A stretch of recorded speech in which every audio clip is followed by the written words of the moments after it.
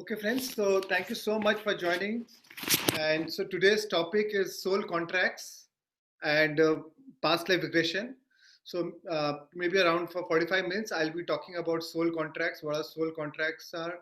And then after that, we'll do a live practical regression session to know what are our soul contracts in this lifetime. And that will be done by Dr. Newton. He's already here with us. So thank you, Dr. Newton. Thank you for joining today.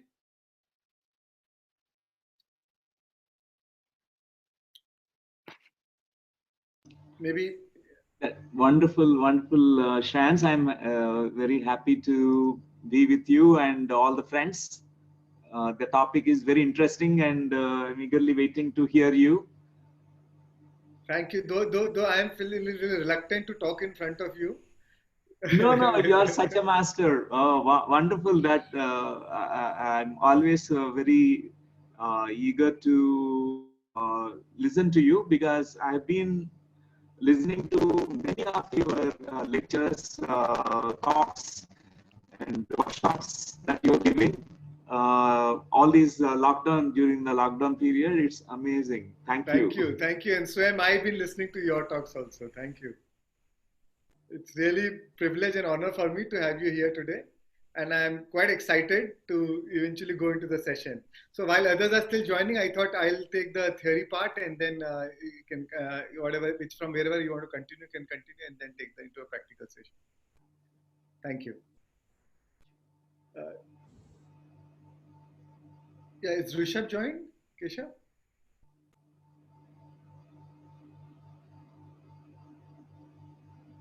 Rishabh?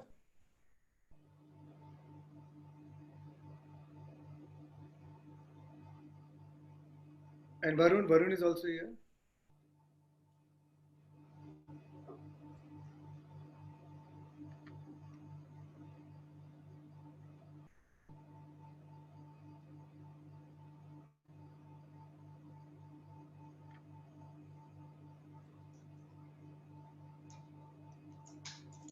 All right, friends. So today the topic is soul contracts. So contract is something which we all have heard about it. Maybe you all have heard about it, but I'll probably go a little more in detail how it works. So a lot of times when we know that we have so many lifetimes. And we are going to, once we vacate our body, the journey continues. We never die actually. It's like a body wearing a cloth. The clothes changes and we are again in a different role, but the soul never dies. It's always lives forever. So what happens is once you vacate your body, say, and before you take the new birth, there's always you're in a in between period. So the soul contract is about in between lifetimes when you're vacated your body, but you have not taken a new birth. So what happens is that is a time when it is a time for reflection, where you first thing what you do is you do your whole life review of what about your past life when you vacated your body. What did you plan to do in that lifetime? What were the unfinished lessons? What were the unfinished business? What did you learn? What you did not learn? And you review all these lives. And the best thing is when you review this, you are supported by spirit guides who are like a council of elders. Also, you can call angels or ascended masters. They are a very wise love beings, and very wise, highly evolved beings, and they are very loving beings, and they assist you in guiding you in your soul review, in your life past life review. And when they guide you, they never judge you what you have done right, what you have done wrong. There's nothing right and wrong from their perspective at all. So they help you understand from that perspective. And uh, then and then you review your whole life, and based on your past review with their guidance, you plan your next lifetime. And there you decide what are the lessons which I didn't learn. How do I learn in this lifetime? What should be the who should be what should be my soul contracts. So there you will decide where which family you're going to take birth, in which family, when are you going to take birth, which gender you're going to take birth, which play location you're going to take birth. So all those, everything is it's your own choice with your guidance, with your spirit guides. And then the spirit guides, then when you review your old life, the spirit guides propose you many choices. Okay, say in the past life, maybe you were a victim, or you didn't learn uh, how to stand up for yourself. So this lifetime they will help you plan situations and circumstances which will give you an opportunity to now you to stand up for yourself. And maybe you'll plan more events whichever more challenges or more contracts in our life which will give you an opportunity to again learn from what you had not learned. So friends, this is so every time you make a soul contract, there are two main guiding principles of making a soul contract is to learn what you have not learned in your past lives, and also to then cultivate more virtues in us to a soul. So there are more than 30 divine virtues of the soul which you can which we need to which we want to cultivate and express in our physical life. So like compassion, unconditional love, self-love, patience, empathy, gentleness, kindness, acceptance, gratitude, etc., etc. So these are the virtues we want to cultivate in the next life. And uh, and then based on your virtues and based on the lessons which you want to learn, these spirit guides, these ascended masters or this council of elders help you. They propose a plan to you. They propose a plan. So it's like the plan is like a movie. You know how an actor, before the actor is goes into acting for a movie, the director will tell you, "Okay, this is the role you should play. This is the role." So it's very much like that, where you will plan, you will plan that role, and in that role, you will find whatever the other different souls which matches your plan. So suppose if you want to plan a role, if you are on a challenging role, or say you want to plan a role where you are a no, now you are a victim, and then you'll find a person who is a perpetrator, so that the perpetrator's learning is how he decides not to be bossing over others, and not to be commanding over others, and humility. The role of the victim is to learn self-respect, to self-love. So then he will choose. So a victim will choose a perpetrator, and a perpetrator will choose a victim. So that's the right combination for each other. And then you ask that person, would you be like to be my soul partner? Would you be like to be in as a part of my soul contract? And okay, maybe we'll born as husband and wife in the next life. Maybe we'll born as friends in our next lifetime, or a mother or father, or a child or a parent relationship. So that's how you decide your soul contract, and then you are given many choices. It is not necessarily that no contract is enforced on you, because when the elders tell you, they tell you in a very loving, in a way to give you a perspective, give you understanding, because the soul's deep urge is always to evolve further. So like, say when you're in a class second, it is your urge to go to class 3, you want to go to class 4. But of course, when you go to class 4, you need to go, the curriculum is little more tougher, but you still choose to go to class 4 because you want to evolve. So same way, in the evolution of a soul's journey, from infant soul to baby soul, to young soul to adult soul, to mature soul, to old soul, to transcendental soul. This is the whole journey where we want to continue evolve, and whatever lessons we have not learned in the previous lifetime, now you want to learn, or whatever virtues, or whatever attributes, divine attributes or divine virtues which you have not yet cultivated in yourself, you want to cultivate and express now. So friends, that is how you choose. And a lot of times when the choice is given, you may say, I want double promotion from class 2, I want to go to class 4. So then you say, no, I want more challenges, I can take on more challenges. Then the guides, together with the guides, will plan probably more challenges in your life. Or you may say, no, this is too tough for me, maybe make it little easy. I will take probably I don't want to take too much in one lifetime. Maybe it's okay to go through a little slower in this lifetime.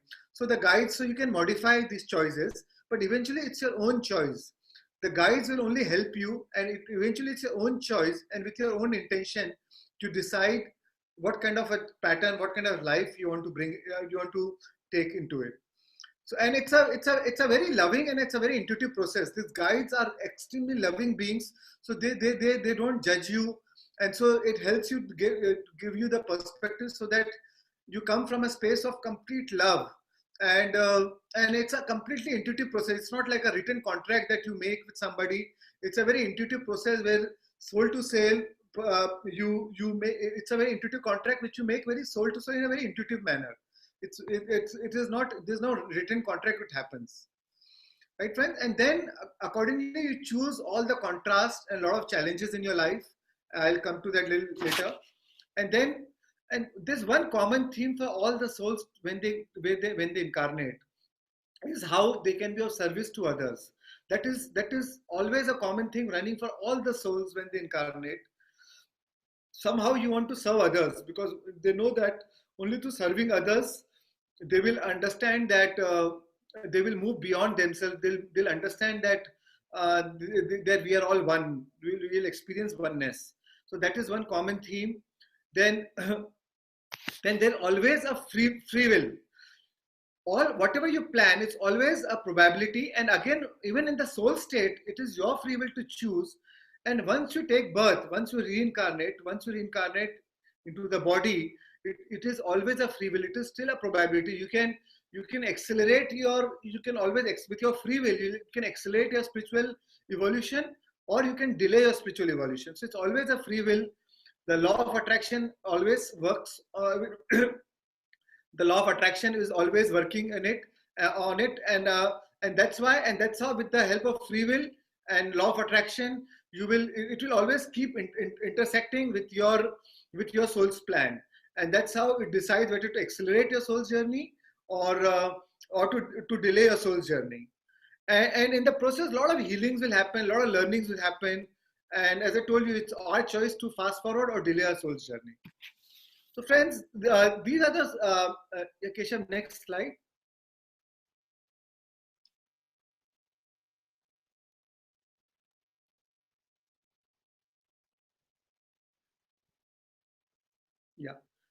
Yeah, next slide after this.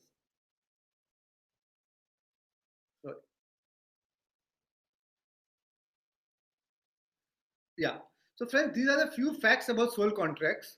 So here you choose your own name, you choose your date of birth, you choose your physical location where you want to born, where you choose your own gender, you choose your family, in which family you want to born, which is a perfect match for your evolution of your soul.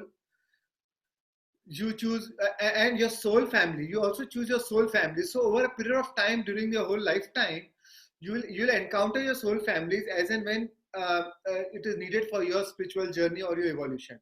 And your soul's family doesn't mean that they'll always come in a very nice way. Even your perpetrator, even your enemy, which is your perception once you take birth as an enemy, may actually come as a soul family to actually help you evolve your soul's journey. So so from the perspective of the soul, before life, there is no enemy. He is only a friend there to help you evolve. But once we come here, we forget. It's like we come as a volunteer, and it's like an amnesia which is given, and we forget what was our soul's plan. We forget our soul's contract, and then in this lifetime, when we encounter that person, we think he's my enemy. But actually, they all come as triggers to help you evolve, as a triggers for your soul evolution, as a trigger to accelerate your soul's journey. So and this comes not only in form of people, it could be also come in form of events, life events, circumstances, and situations. So friends, so life events helps you to heal. So friends, whenever any events happen in your life, so you have to understand that life is only happening for you. It is not happening to you. It is only happening for you to accelerate your soul's journey. So it doesn't matter whether it's a good or bad, is our perception of that experience or that life situation. So we have to understand this, and we always have a free will. So our free will is always, so if whatever we have planned as a soul's blueprint is always a probability. Our free will, you can always overrule it through our free will. So that's why free will plays an important role and it always intersects with the soul's plan. Again, you choose your death. You choose when you want to vacate your body through various exit points. You do not decide that on this day, at this specific time, you will die. You choose maybe many exit points. It could be one exit point, it could be 10 exit points. You choose various exit points, and then you decide during that exit point whether you'll review whether have you finished whatever you wanted to learn, or maybe the soul decides that no, they need to serve others now, so maybe you can delay your exit point, or maybe you decide that you need more lessons to learn and again you delay your exit point, or maybe sometimes you decide that no, I have no more lessons to learn in this lifetime now, or I do not want to continue with any lessons in this life or any virtues in this life, so I want to end my life. So you can choose the earlier exit points. So that's how over a period of time the soul chooses the exit points. And that's why we see so many miracles happening. A car went through an accident and 3 people died, but 1% miraculously survived. Or a plane crash happened, 2% survived. So that's how, because it was not their exit point that time. And so, and sometimes you choose an exit point which is in a kind of tragedy, or a war, or some a pandemic. So it could be a collective exit point. It could be your single exit point. Another thing, friends, you should know that we are not alone. If any time you face any challenges or any life situations in a life which really uh, takes you into a situation where you feel rejected or depressed or down, we are always these guides, we are these angel guides, the spirit guides are always there. We say that your connection with these guides are deepest when the horizon is darkest. They're always there to help you, to guide you, to remind you of your soul's journey. Because all these challenges, most of the challenges are planned by us, so that we go deeper and evolve. And then, friends, a lot of synchronicity happens in a life. Synchronicities are meaningful coincidences. A lot of these meaningful coincidences happen, serendipities happen. So when we are aligned with the soul's plan, our spiritual journey really accelerates. And these synchronicities always happen for a reason, to again accelerate your soul's plan, again accelerate your soul journey. A lot of sometimes you call yourself very lucky, and sometimes a lot of these serendipities happens, and a lot of opportunities come into your life. So these are all very meaningful, and it is a part of a soul's plan. And friends, at any given time, you can break a soul's contract. It's your choice with your free will.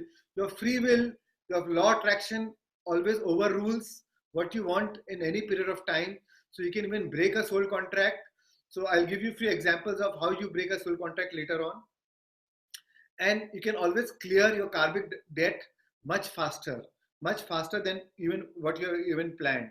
Or sometimes when you do not learn it, you actually delay your karmic debt, your karmic plan. So friends, I want to tell you about these. There are 3 layers of a soul. So first layer of the soul is the spirit self. The second layer is the soul self, and third is the earth personality. So the spirit self is the supreme self, the supreme God, which we are a part of. So at some part we are a part of that spirit self, which is I am, all that is Aham Brahmasmi, or all wise, all love, the supreme self. So we have 3 layers of a soul. So one layer, the upper layer is the spirit self. Now the middle layer is the soul self. This is the self where we experience duality, where we understand is your soul, and this is different from my soul. I have my soul, but then this is your soul, this is other soul. And as a soul, we all meet together to decide our contract in this lifetime and how we are going to intersect with each other and help in fulfilling each other's soul's journey. So this is a soul self which understands duality. But for all souls, at some level, we are a part of oneself. So it's like a wave and an ocean. The wave is also a part of the ocean, but at the same time, it is a wave. So it's like a spirit self and the soul self. And the third is the earth personality, where we reincarnate, where we take physical embodiment, we incarnate into the earthly plane. And here we come here to feel the experiences. At the soul self, even though we have done the soul review, even though we have done the life review, and we have understood the wisdom of what we do not learn, but unless we come in the earth as a personality self, and know it as an experience, unless we experience it and really transform it through an experience, we do not, it doesn't become a part of our wisdom. So friends, that's why we come here to actually physically experience it, and so that it turns into a wisdom. It just does not remain only knowingness, only knowledge. It's actually that knowingness should transform into a wisdom. And that's why we come here as earthly beings to evolve into in a path of a soul journey. So yes, three layers of the soul: the spirit self, the soul self, and the earth personality. Yeah, next.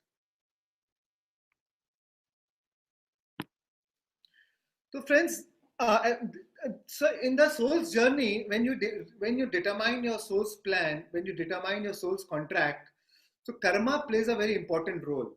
So so I want to make you understand what is karma and what are the two aspects of karma. So karma is not any cosmic debt, but it is more as a lack or absence of any balanced experiences. So like I'll give an example. Say in your past life you were a father or a mother of a disabled child, and you gave all your life just serving that child, and somewhere your life became very imbalanced because your whole life was dedicating in only serving that child. So and you could not attend to other aspects of your life, or so your life became very imbalanced. And now for that person, so you were a caregiver. Now for the disabled child, he was he was the other end. He was receiving the care, and he kept on receiving care. So but he could not do anything. He could not give from his side because he was disabled. So now both of them feel some disimbalance. So now so many times now when you review a lifetime, maybe once you review this, then you see it from the complete sense of non-judgment, and with the guides of the spirit guides, and motivated by great love and desire to balance this karma or this experience of your past life. You may decide to even switch roles. Okay, now let me become this in this next lifetime, or and you take the role of the parent and let me become a child. So this is how. So karma always wants to learn through balancing, and balancing means they want to go through that experience, not just know it. They want to actually go through that experience. So whatever lessons, whatever learnings which you have not learned in the past lifetime, the karma, as per the karma, you want to now go through that experience yourself. So balance comes from what it did not. Balance only comes from what it did not experience previously. So like how you switch roles now. They experienced only like in the last lifetime. Say I was a father or mother. I only experienced caregiving. I never experienced receiving care. So now I'll switch the roles so that I learned how to experience care. Or it could be some other way. Maybe you abandoned your child and not give him care. So now you will design your lifetime so that you feel in this lifetime you feel abandoned in a situation where you are abandoned, so that you learn the lessons. So balance always comes from experiencing yourself in the next lifetime. So this is one way of one aspect of karma is balancing.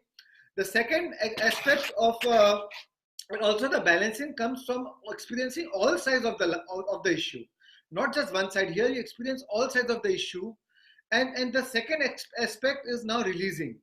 So friends, releasing is when the underlying cause is released. Now suppose now you take another lifetime of balancing that karma, but even in this lifetime, if you do not learn the underlying cause for the lesson you wanted to learn, that means you are not released.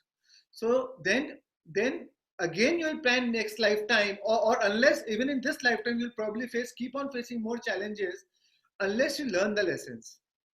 So, but you have a choice. But if even if you have planned something in this lifetime, but if you learn the lessons much earlier, then you transcend karma. Then you don't need to wait. Even though, say, so I'll give you an example. Say you are a victim consciousness in one lifetime, where you've been overpowered by others. You did not know self love. You did not know how to stand up for yourself, and now you meet one soul who was a perpetrator and who was very empowering and overpowering others and dominating others. So now you make a soul contract that, okay, let us born as husband and wife together, and we learn these lessons from each other. And at the age of 30 we'll meet each other, and then when we meet each other, we'll obviously fall in love with each other and we'll marry each other. Now by the age of, now you take a lifetime.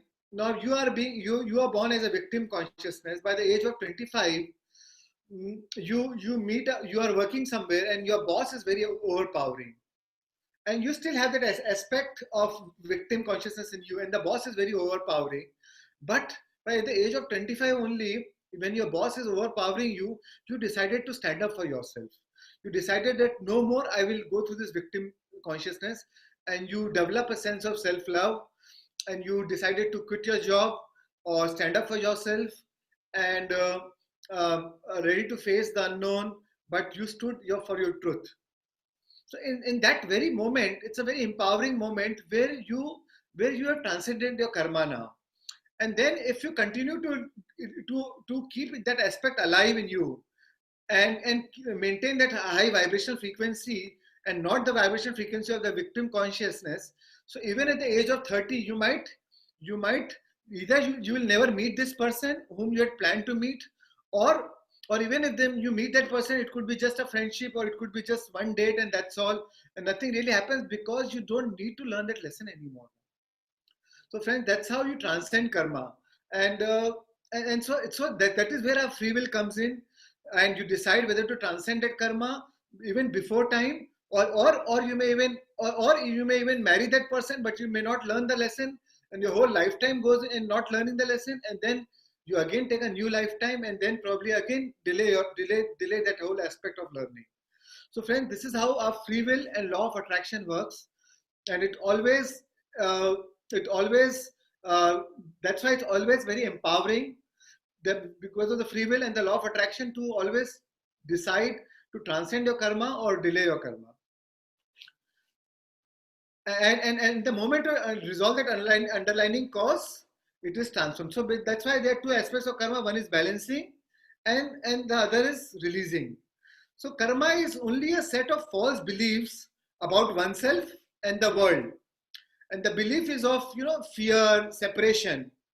And once the soul realizes true nature of pure divinity and the one with spirit, it actually liberates. The moment you know that you are the spirit of your pure nature, it's a very liberating feeling, and it's itself it releases you from the bonds of the karma. So that's why the very knowledge, the very awareness, very understanding itself can liberate you from this bond of karma. And of course, meditation plays a key important role. That's why with meditation you can always transcend karma, because when you understand that knowingness, that wisdom comes to you much beforehand, you don't need to go through those life challenges or the life contracts, which the soul contracts you have planned, or the contrast or the challenging situations you have planned, because you already learned the lessons before time. Then you don't need to face those challenges to learn them, because the only reason you plan those challenges, the only reason you plan those adversities or the contract situations in your life is to learn the lessons. But if you already learned it before time, then you transcend those karma. Then you will not face those challenges, because the universe always works with law of attraction. Now you'll only attract what else is needed for you to learn, and you attract what you are. So that's how the karma works. Two aspects: balancing and releasing. And friends, any false belief, all these false beliefs change when and because your feeling changes. So it is, so karma is not just intellectual. So when you are transcending karma, it is not an intellectual phenomena. You have to change from feeling within. So suppose you are an angry person, so your feeling of angerness has to change. You have to become a loving person. You have to become a, so unless that feeling changes, you cannot just say you are understood mentally. So the release aspect of the karma only happens when your feeling changes, when you have transcended your feeling being, your real being. So one is human, one is being. So your being has to change. So from the soul level, from your consciousness level, if you have transcended that emotions, that feelings, then you have transcended karma. So false belief change when and because feeling changes. And the suffering results, and most of the time this suffering always results from the story we tell ourselves. And whatever life situations happen, you always, all situations are fundamentally neutral. It is always the story it is the story which we perceive or we conceive around that situation, which which results into suffering. So friends, Buddha said pain is inevitable, but suffering is optional. So it is our choice to really suffer or not. It all depends on how we perceive that situation. What is the story we built around that situation? And friends, the healing, we heal our karma when we, which is the very basic way of to heal. First step of healing our karma is through awareness. The moment we go through that stage of suffering or the situation of which triggers that suffering, we have a moment of choice before your mind creates that story. And if we are aware of that moment of choice and we understand that no, this is there for me to learn.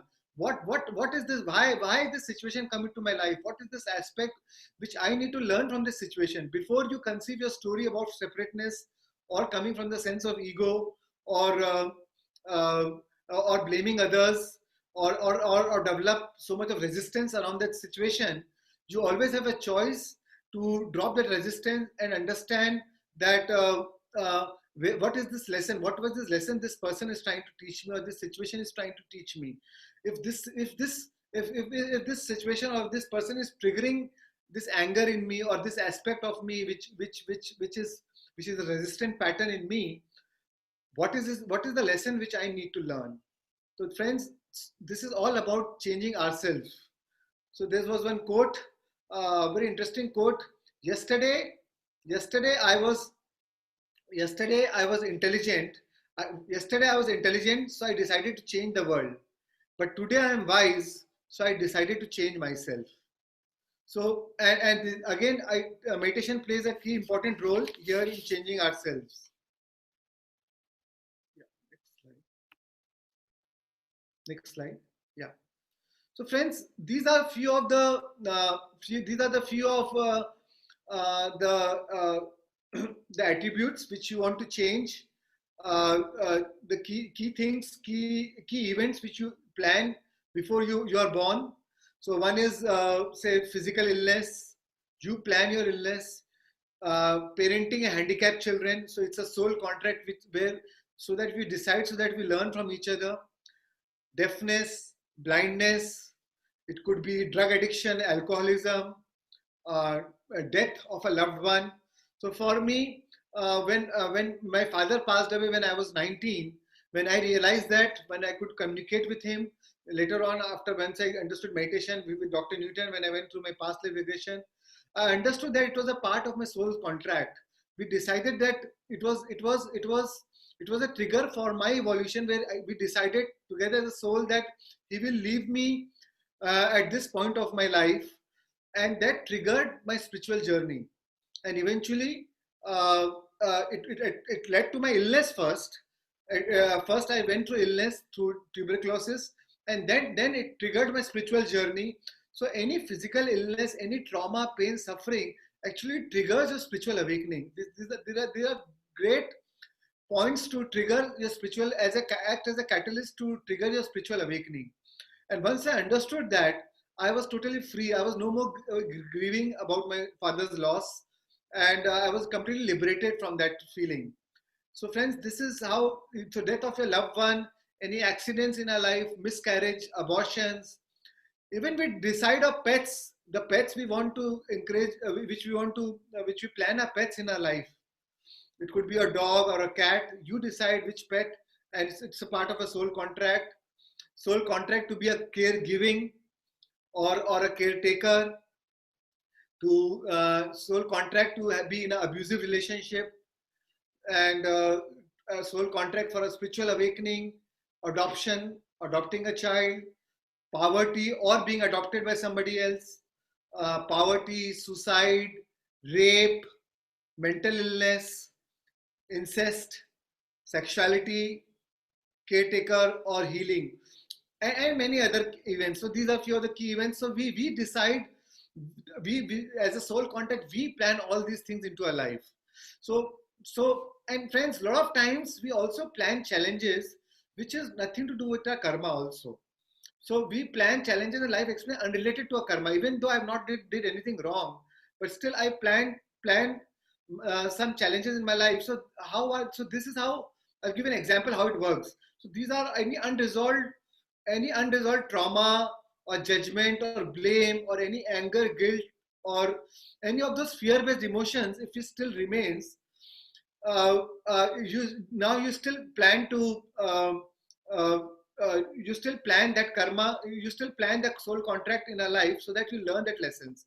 So like say, so you are say in this lifetime, in the past lifetime, you are a say you are a child of your parents, and your mother and your father had a very abusive relationship, and say your father killed your mother, your father shot your mother, and you saw that mother dying, and you were extremely hurt by that situation, and you were very traumatized by that event.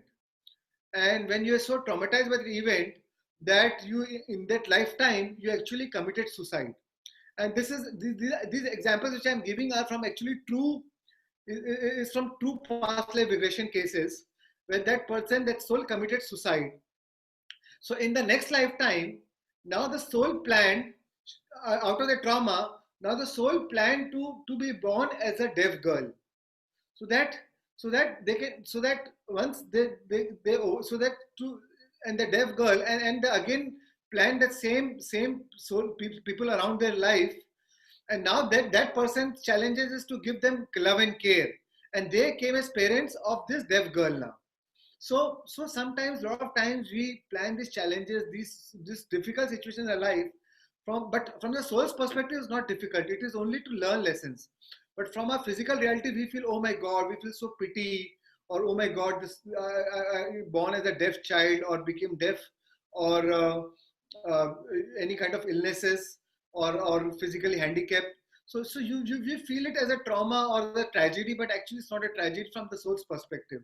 And you came that only to learn lessons in your life. And it is not only for your lessons, you plan the soul family so that everybody is learning from each other. Another example I'll give you in one of the souls, one of the regression session, where a soldier died in a combat in a battlefield, and he chose, and when he saw even his colleagues dying, he was in so much of pain, and the fear really struck. And when he vacated the body, he was carrying so much of fear and pain in him. So in this lifetime, in this next lifetime, he planned to become an alcoholic. So when he became an alcoholic, he could feel, he could actually, there came a time where he emotionally felt that pain so deeply. And then he was put into a rehab center, and then he decided not to drink alcohol anymore, but he could really feel that pain. And that became a reason for his spiritual awakening.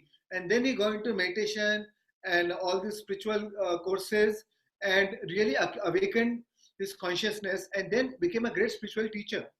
And this is a true story of real life past life regressions.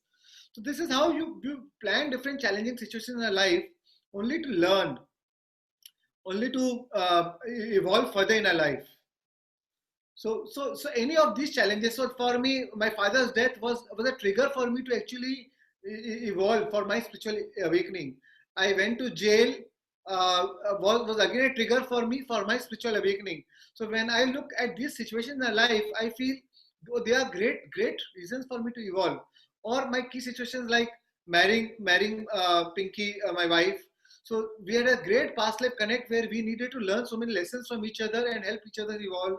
So we always decide whom we want to choose as parents, as brothers, sisters, mothers, or a wife or a spouse, or children, or friends. So these are all soul families which come into our life at different stages, or our enemies, or our competitors, which actually trigger us for our soul evolution. So friends, all this, I want to talk more on this contrast or any challenging situations. So friends, why do we plan these contracts? Why do we plan these challenging situations?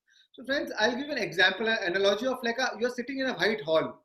So like say if you're in a white hall where all the objects in the hall are just pure white, and you're also completely wearing white clothes, and your color is also completely white. So you're now, so you will never, unless you know, now you don't know that you're white. How do you know you're white unless there's some contrast? You don't even know that you're white, right? Because there's no contrast. And so, and because there's no contrast, you don't even know that you're white. So that's why you plan soul. Then that's why, unless there's some another color comes in, black or blue or red or orange, then you know, that everything else is white. So same way, friends, unless we face those challenges or those contrasts in our life, we seeing that the volume is down, or is it okay? Is the volume okay? Can you hear me? Yes, we can hear.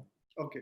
So that's why we plan all these life challenges to actually, these challenges helps in breaking and when these challenges happen in life, it actually breaks our heart open, and then the person is more kind, more gentle, more humble, and more loving. And so the soul can, and sometimes when the soul is ambitious to grow faster, the soul plans more challenges in our life. It plans many more challenges in our life. And so your planned wounds act as a catalyst for your great healings in our life. So mostly, and when you when you don't learn the lessons, then you repeat what you do not repair.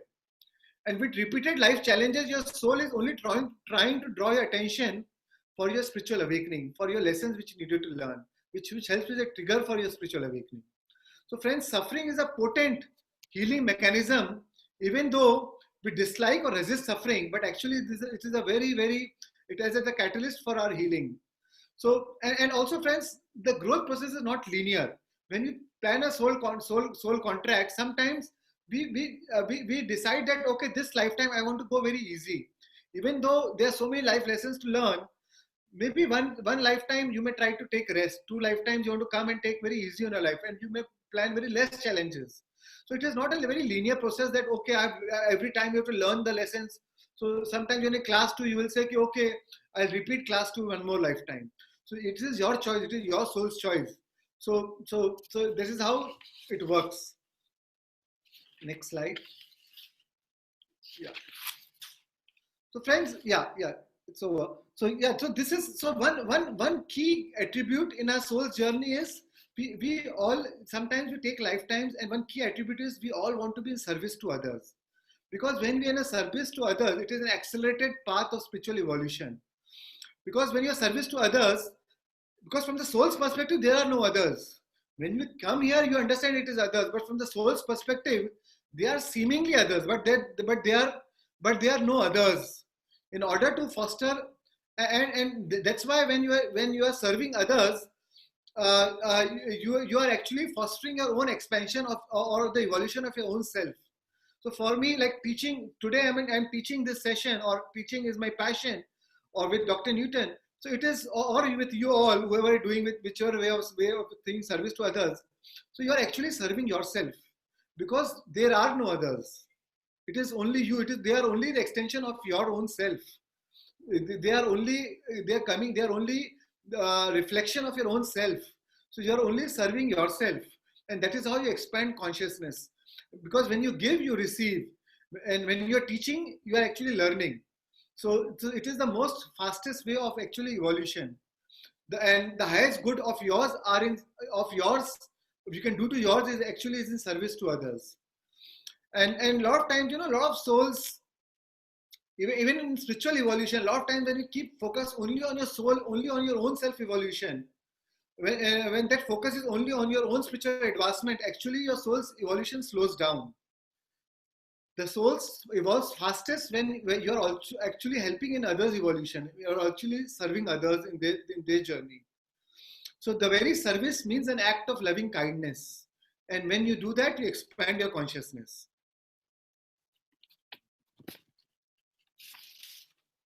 Right, friends? So friends, so our experiences of life is not determined by our life plan, is not determined by a life plan, but rather than how we respond to that plan. We can respond as a victim consciousness, and most of the time, a big challenge is how to move away from the victim consciousness or from a consciousness of judgment. Judgment is a key lesson in our life because judgments create separation. It creates separation and separation creates fears, and then fears leads to all the problems in our life.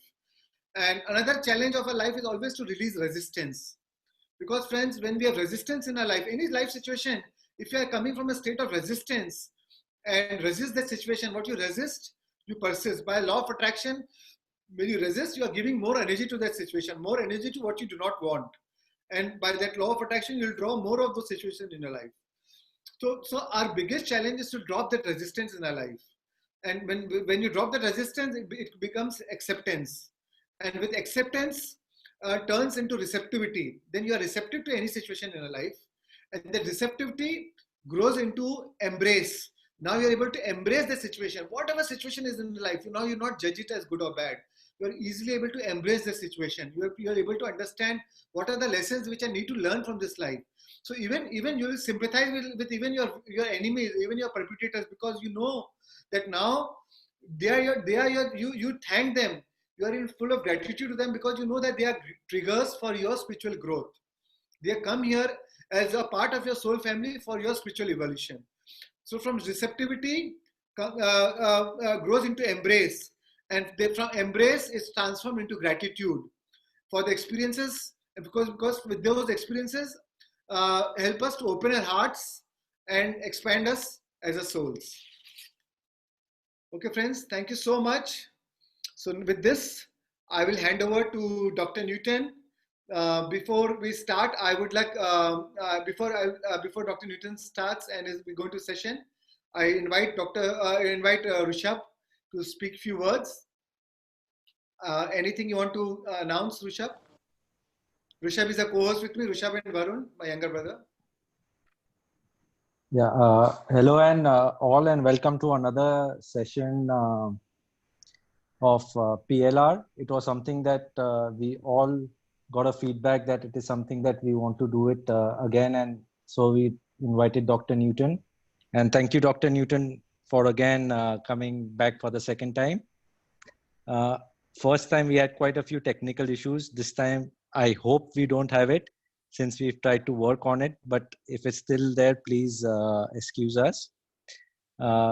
Without taking much time, I will cover up on a lot of other information post the session because we are running a little late. And I request Dr. Newton to take over and start now. Thank you, Rishabh. So friends, I would just like to introduce Dr. Newton. Dr. Newton is a founder of Quantum Life University. I met him in 1997, and since then he's been my friend, philosopher, guide. We have common spiritual teacher, Brahmashi Patriji, through whom I met him. And Dr. Newton since then has been a big part in my spiritual journey, and I've known millions of people transformed because of Dr. Newton. He's a living Buddha, completely living his truth in each and every moment. So for me, Dr. Brahmashi Patriji and again Brahmashi Chakravarti, Dr. Newton, they are two key persons who have helped in my spiritual journey and on the spiritual journey of my family. And he started his Quantum Life University in Hyderabad and built a huge pyramid there where he take a lot of spiritual workshops on his key subject is past life regression. I feel he is one of the foremost authority in the world on past life regression, and many topics on inner child, He takes workshops on Kundalini awakening, um, uh, soul agreements, then breath work, and like that, so many. And he's a complete living Buddha. And you hear him, you'll understand him. His energy, his vibes are so positive. He, Dr. Newton, and Dr. Lakshmi, they are amazing souls, amazing couple. So, welcome, Dr. Newton. Thank you for joining, and thank you for. It's really my privilege and honor to have you here. Thank you, Shreans. I was listening to your sharings about the soul contracts, the knowledge, the wisdom that you shared. It's so profound. And dear friends, it's such a beautiful platform created by Shreans Daga and Pinky Daga and the team, the Thrive team. So this knowledge could be shared to almost lakhs of people. And today, Dr. Newton. yes, Voice yes. is breaking. Your voice is a little breaking. Okay. So maybe Rishabh, is he okay? No, wait. Dr. Newton, maybe we may have to put off your background. Background, okay, Yeah, sure. yeah. I will change the background. Though I love your background, so but yeah. So I'll yes. Yeah. Yeah, now it's better. Can you speak? Yes. Is the voice clear now? Yes, Yeah, now it's much clearer. now it's much okay. I think that's good. Dr. Newton, I hope you recognize Varun, my younger brother. Yes, Varun's voice I could recognize. That's Hello, good. Dr. Newton. How are you? Hi, Varun. Wonderful, wonderful. I've known Dr. Newton since I've been 12 years of age, and he's been the guide and I mean everything to our family. So thank you so much for, he's given me my first book on spirituality. I remember when I had my 10th board exam, he said, don't study, just meditate and imagine the paper is coming in front of your eyes and all the questions will come. And that's how I became MBBS. So all night I was just meditating and hoping that the paper will come in front of my eyes. So it came or no? Yeah, it did come. It did come. A few questions came, and that's how I passed. So it's been amazing times with you and all the past life regressions that you've done on so many people. And I used to sit down and write their experiences. What an amazing times, and I really remember those times. Yes. So thank you for shaping our lives, Dr. Newton, and shaping millions of lives. And we look forward for your session. Thank you. Wonderful to hear you, Varun. Your whole family is for me a great spiritual family, and friends. You have started this big revolution in India, spiritual science revolution, through bringing all the spiritual scientists to Pyramid Valley International. Such an amazing work, and you keep supporting spiritual science movement in India. Is one of the biggest movements that you started here.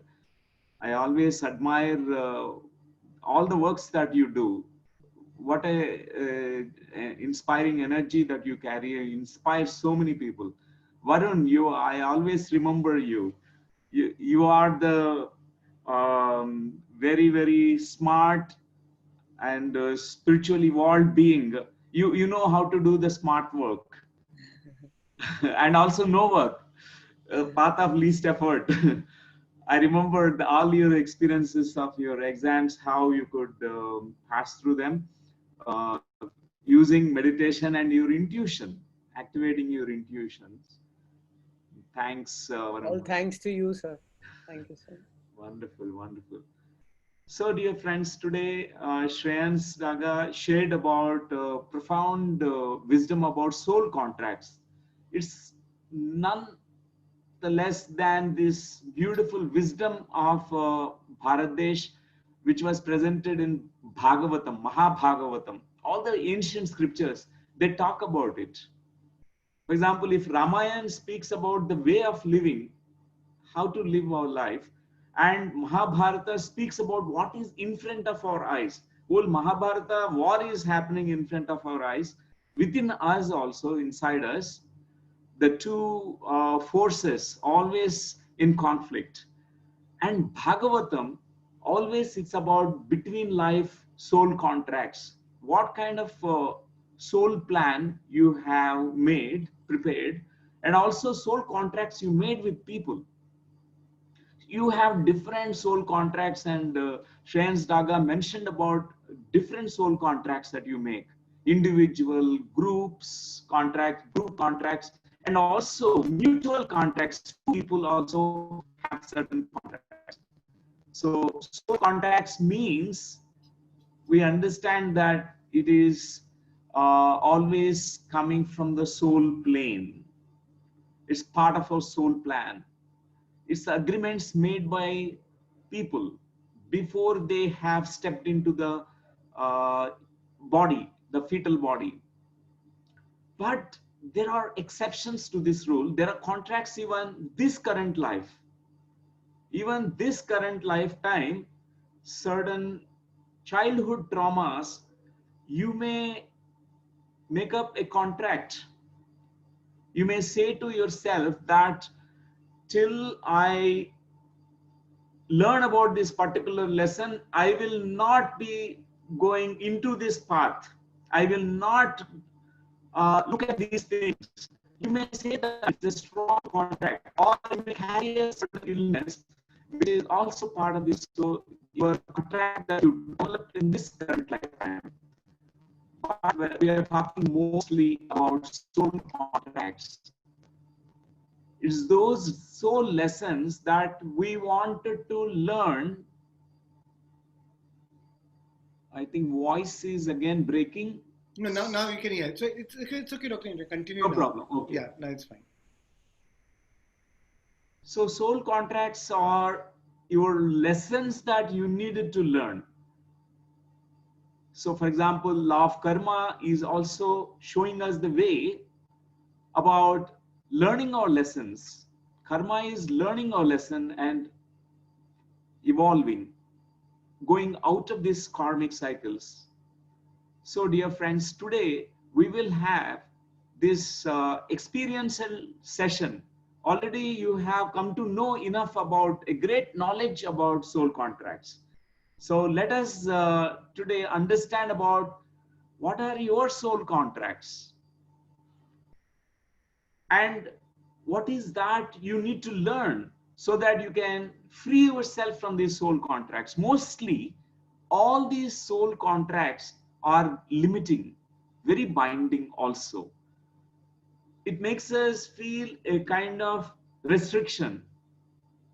So we can actually accelerate our evolution, learn our lessons so that we can release these soul contracts. So let us now understand the experiential session.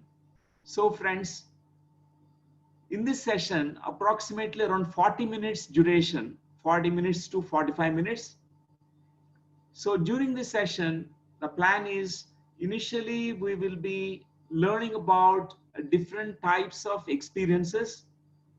We come to know about how you experience things when these subconscious memories are popping up into your mind screen. So mostly people are visual, some are not visual, they're auditory, means they can hear. Some are gustatory, they can taste. Some are kinesthetic, they can feel. They get the impressions. They don't see clearly, but they get the impressions of these memories. So there are different types of experiences. Some they don't have any kinds of experiences, but there is an inner knowingness. This is called claircognizance experience. They just know it, they sense it, they feel it, they know it from within.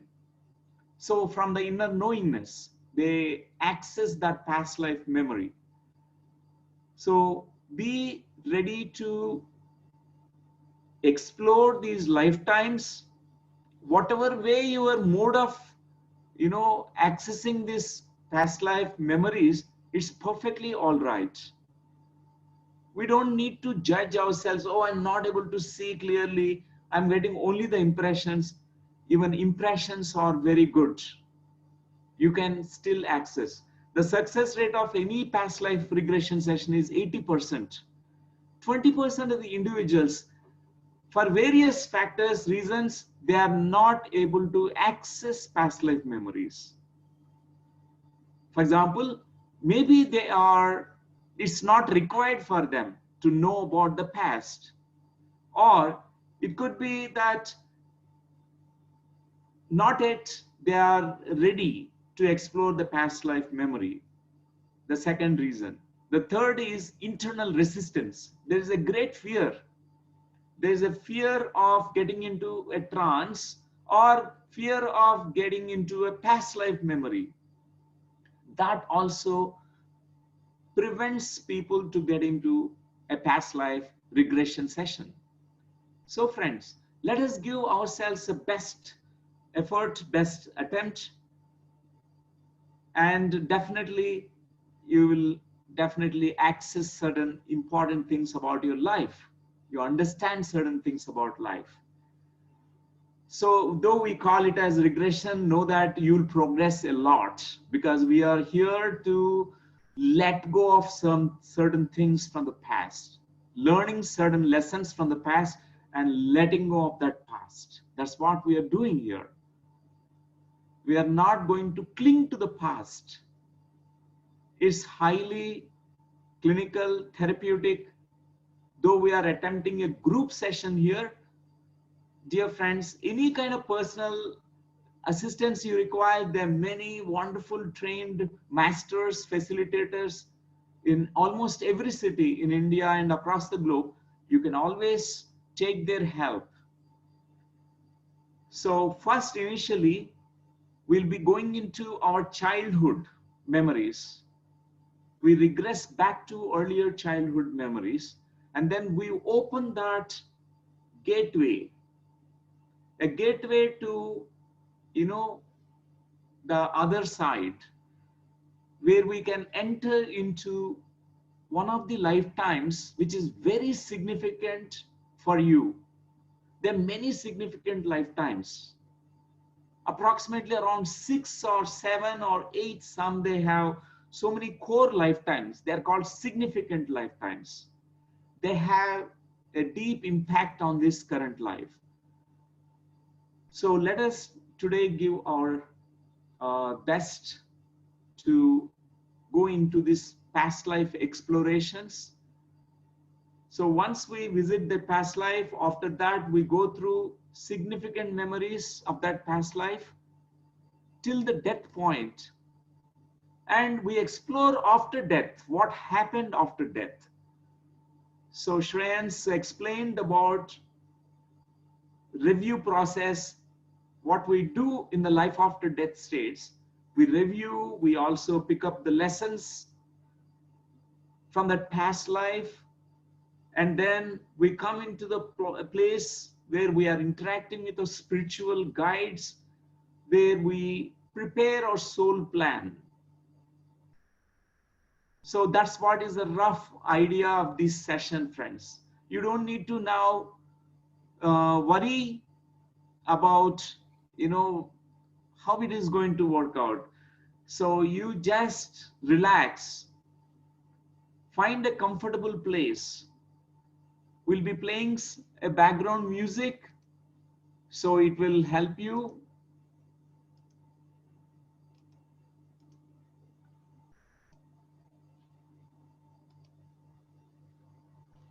So in this background music, it will assist you to relax very well. So dear friends, you may lie down or sit down. Any posture is okay. So during the session, our goal and objective is not to go into yoga nidra state. So that's why a part of you can stay always awake and alert. So make yourselves very, very comfortable now. You may close your eyes, dear friends.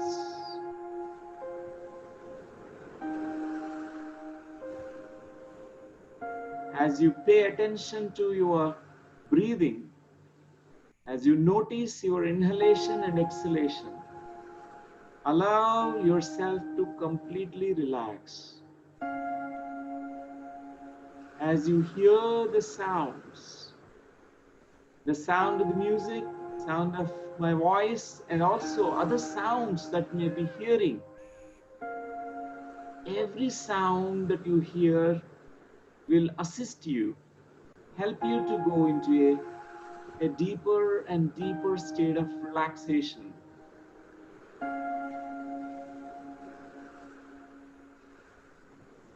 As you inhale, inhale all the freshness into your body.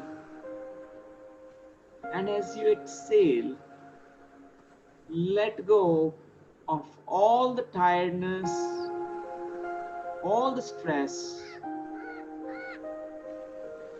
going deeper and deeper, deeper and deeper.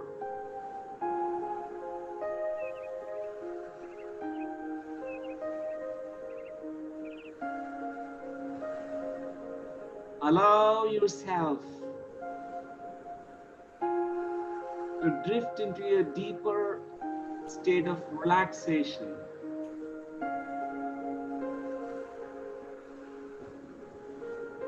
Scan your body parts with your awareness. Allow your awareness to gently move from top of your head to all the way down to the bottom of your feet. Relaxing your head and neck, relaxing all your facial muscles. Let go of all that stress, tension stored in your small muscles of your face. Relax your lower jaw muscles and allow this relaxation to spread into your throat and neck.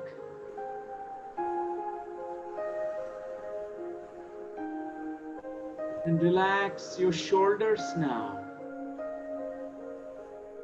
And allow this relaxation to flow down into your arms, elbow joints, into your forearm muscles,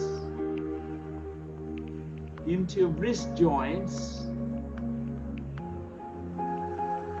all the way down into the fingertips of your hands.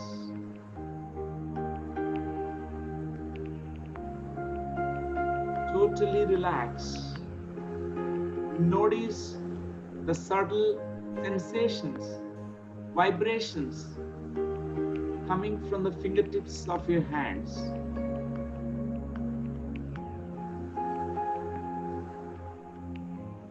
It's very soothing, deeply relaxing. Going deeper, deeper, and deeper.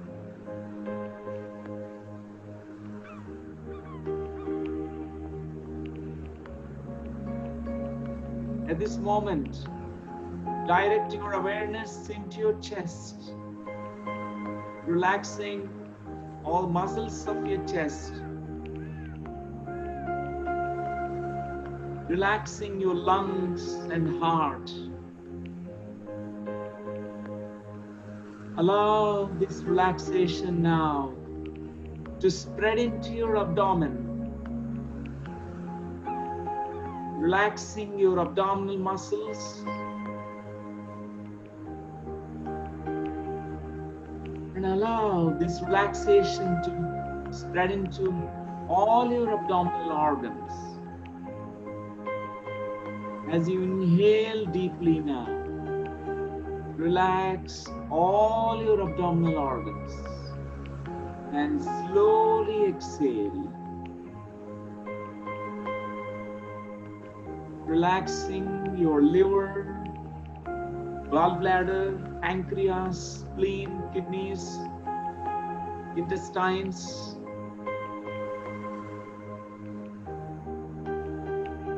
Relaxing fully, going deeper and deeper, deeper and deeper.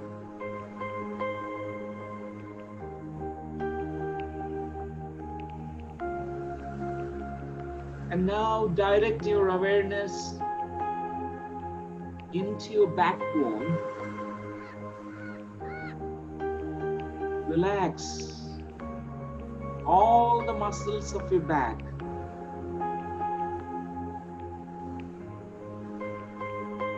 And relaxing your entire spinal cord. Let go of any stress or tensions that are stored in your back, in your backbone. Going deeper, deeper, still deeper.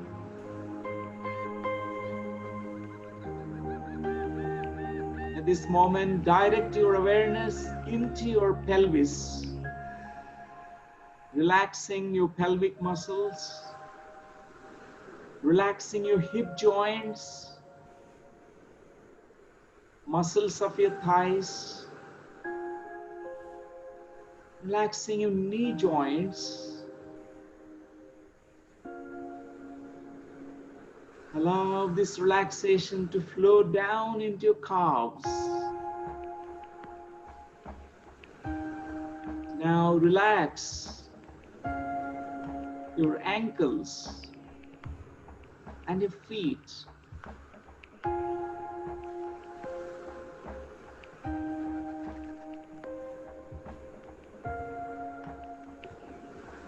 Your entire body is now going into a very deep and deep relaxation. Make it happen. Watch it happen. Allow it to happen.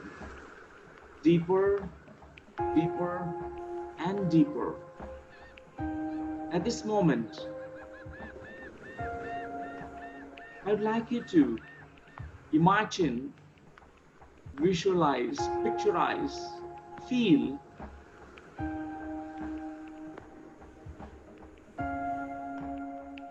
soothing, healing, relaxing light coming down from the source, from the higher dimensional planes. Visualize it, feel it, imagine it. Allow your mind to choose the color of this light.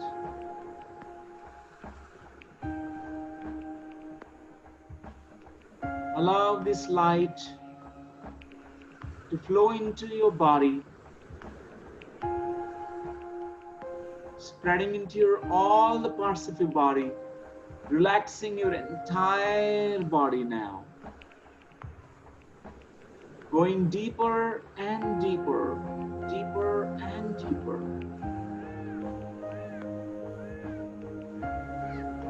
Letting go of all the deeper stress, tensions that are stored in your body. At this moment, allow this light to surround your body like a cocoon of light.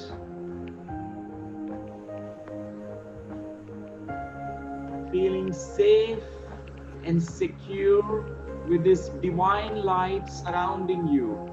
Know that you are protected. It's safe to relax. It's safe to enter into a trance kind of state.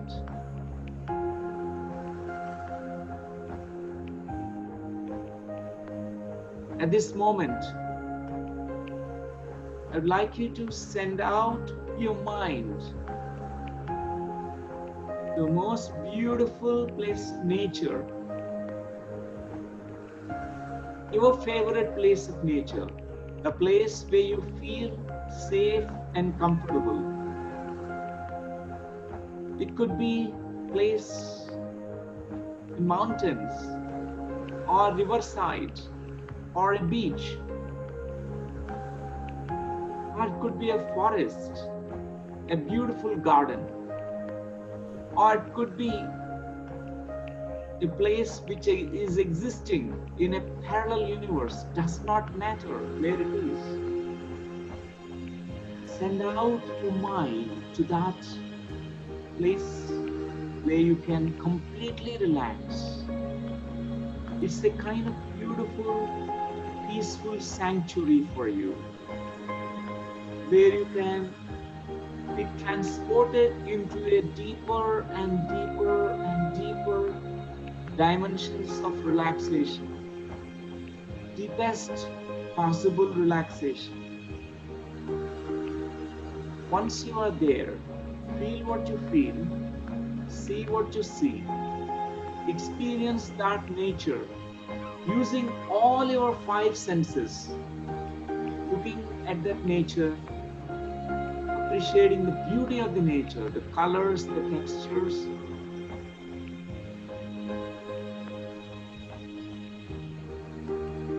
And smell the aromas coming from that beautiful nature. Open all your senses. Listen to the sounds coming from the nature. The sounds of the wind, sounds of the birds, or the sound of your own footsteps while you are walking into the nature. Explore, become one with the nature, be part of the nature.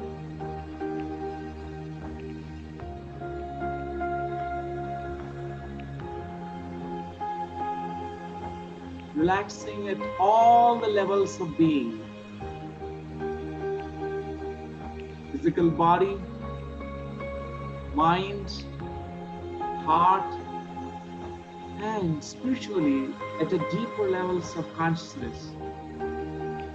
Totally relaxed. At this moment, whenever you visualize this picture of nature, instantly you can tune into this beautiful trance state. At this moment, in this state of deep trance, relaxation, though you are hearing the sounds, but you can also experience certain things at a very deeper level of consciousness. Your subconscious mind is accessible fully. You can explore, know that you are a master of your own mind.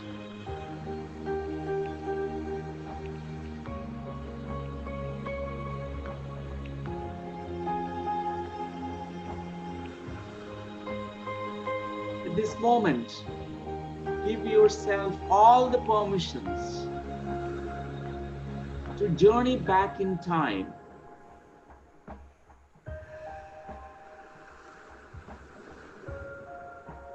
I'm going to count backwards from 5 to 1 and allow your mind to turn the memory backwards. Allow yourself to journey back in time to your childhood memories.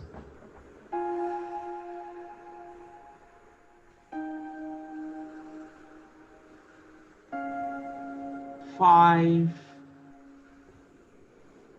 Remember, recall your childhood home.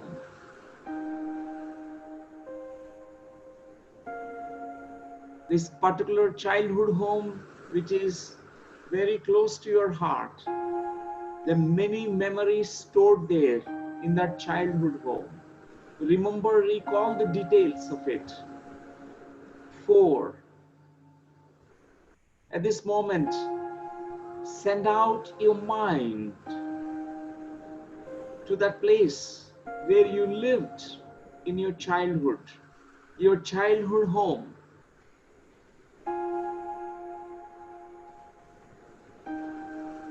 where all those precious memories, certain pleasant and certain unpleasant memories happened in that childhood home. I would like you to look at that childhood home. 4, 3, tune into more details, the visual, feeling details, other sensory details. Look at the color of the wall, color of the building, color of the home, color of the gate, and as you step inside that home, 3, 2, look at the arrangement of the rooms, navigate through the rooms, kitchen, dining hall, bedrooms. Allow yourself to move through them. 1, be an explorer, exploring your childhood home now. You suddenly access certain beautiful feelings, the feelings of joy, could be feelings of love, being loved, feelings of safety, or could be otherwise a different feeling, a different sensation. Explore how you're feeling as you navigate through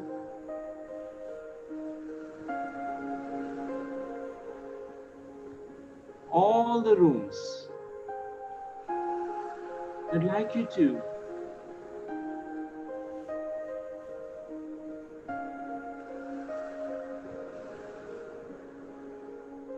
reach to the bedroom where you used to sleep. That bedroom is your private space. Probably you might be sharing that space with your siblings or with your parent. All of you living in that space together. But reach to that bedroom, the place where you used to sleep. That place, as you tune into that memory of yourself as a child, you can meet your own child version of you. 1, as you go inside the bedroom now, trust that first impression you get about your own child version, younger version of you, when you are that little child. Notice the age group in which you are appearing. Notice the clothes that you are wearing. Notice the expression on your face. You're going to now interact with that child version of you as a grown-up self. I'd like you to look into the eyes of this child. Open your heart to feel your own inner child, the child in you.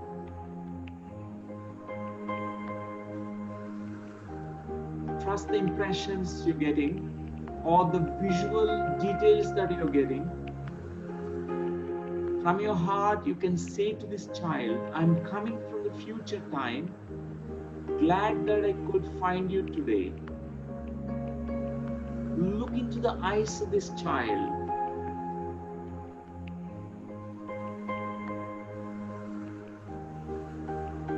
Expressing your joy.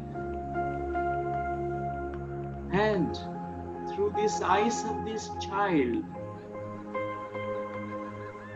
suddenly you remember many memories from that childhood home. Suddenly many memories started coming up.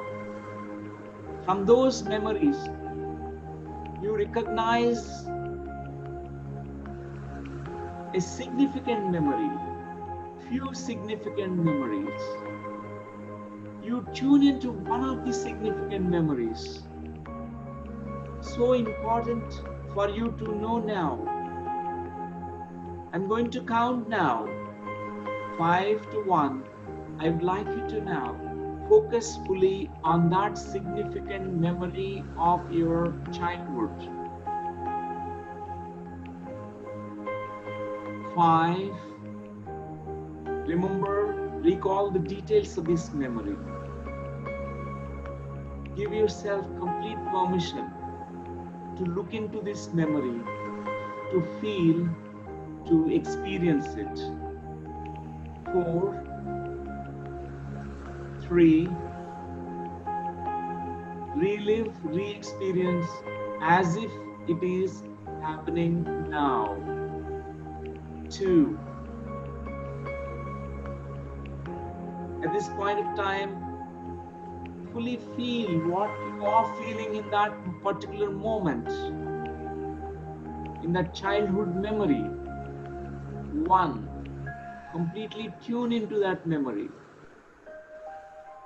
Notice the details. Are you alone? Are you with family members? Are you inside the home or outside the home? Is it daytime or evening time? What are you doing in that moment? What situation is happening at home? What is the significance of this memory to you? What is the relevance of this memory to you now? Tune fully into this memory of the childhood. In this beyond time space,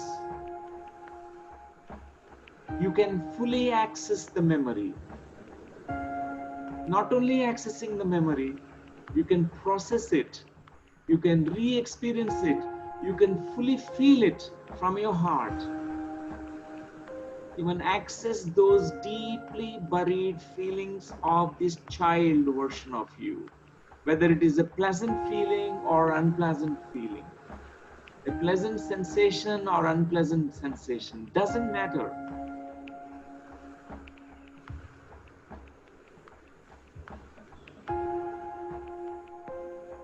At this moment, series of memories starts popping up into your mind screen.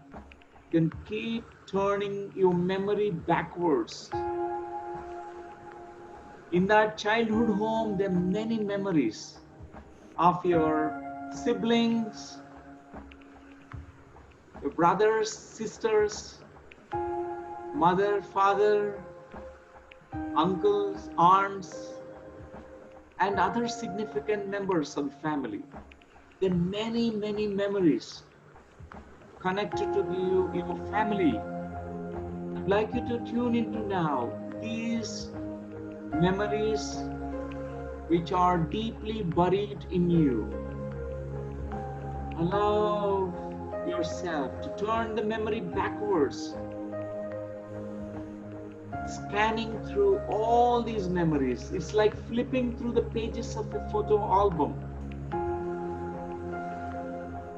Between 5 to 10 years age, there are many significant memories. Certain memories where you're playing, having fun time with your family members. Certain memories which are tough memories, hard memories, emotional memories. Scan through all these memories. Turn the memory backwards further, below 5 years age. As I count another 5 to 1, keep going backwards in time. 5, going back and back in time.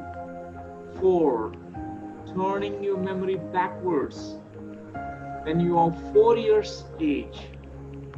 Much more younger version of you. Trust those impressions coming to you, either visually or through feelings or through inner knowingness or through intuitions. In whatever way you are accessing is perfectly all right. Trust the process. Know that it is safe. 3, 2, and 1. Be there in those memories which are earliest memories of your childhood, when you are less than 5 years, 4, 3, 2, 1 year old. Even turn memory backwards further, when you are just newly born baby. These forgotten memories which are deeply buried in your own subconscious mind. Trust your own inner ability, capacity to access your subconscious mind.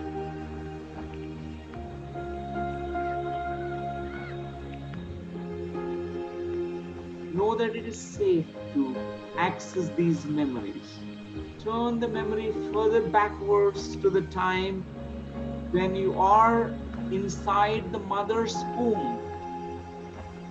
You are in utero, not yet born.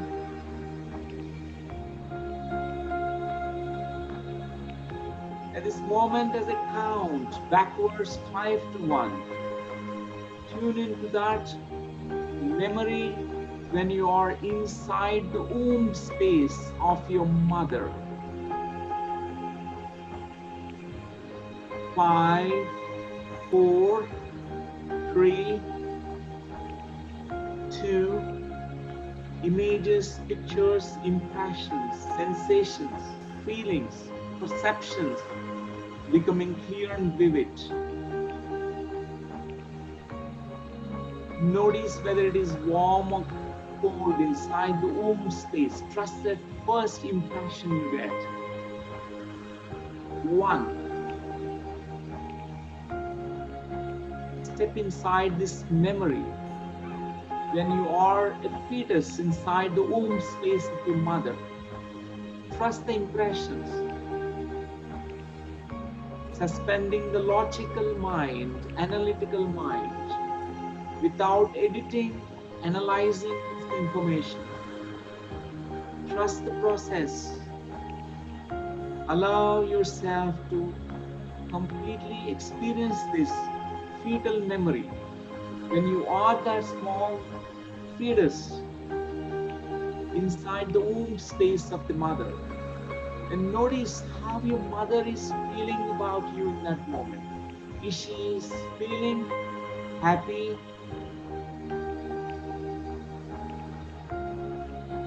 joyful about your coming here? How is your mother feeling about you? How is your father feeling when he came to know about this conception, this pregnancy? Did he feel excited that you're coming into this world? Inside the womb space, notice further details. Trust the images, impressions coming to you. Is there enough space for you? Or is it restricted, narrow, and congested? Is there darkness or is there light?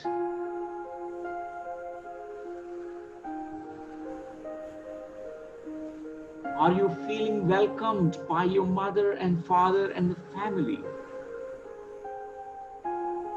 Are you feeling loved by them? Are you feeling safe to come into this world?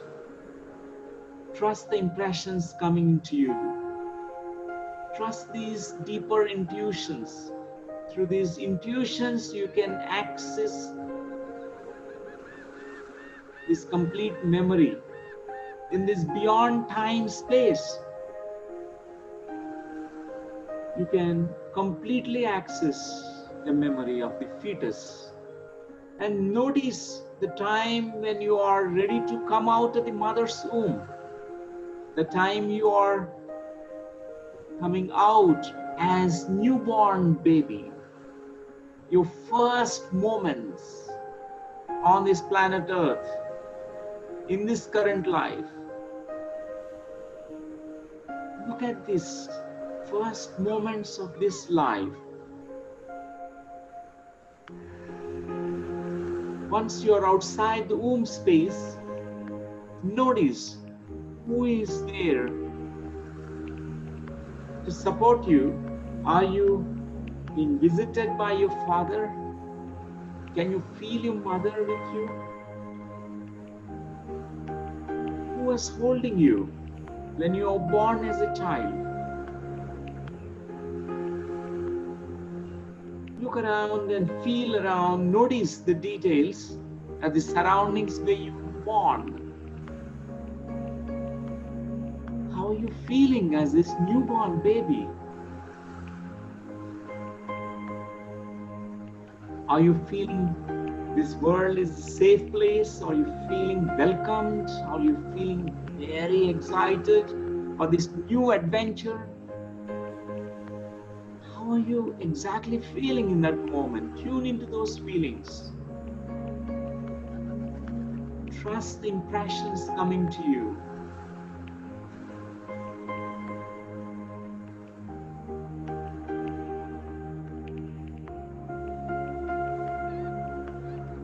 At this moment,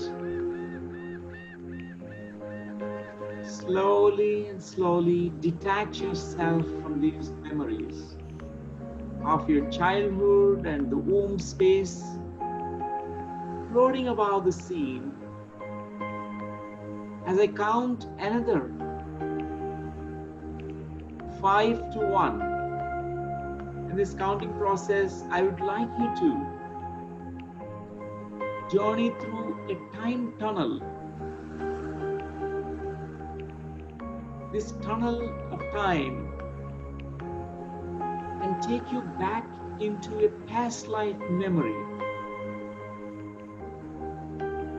Past life where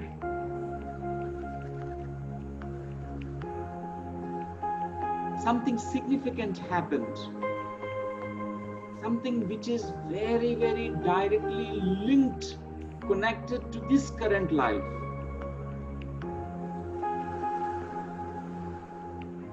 Trust the process. Know that it is safe.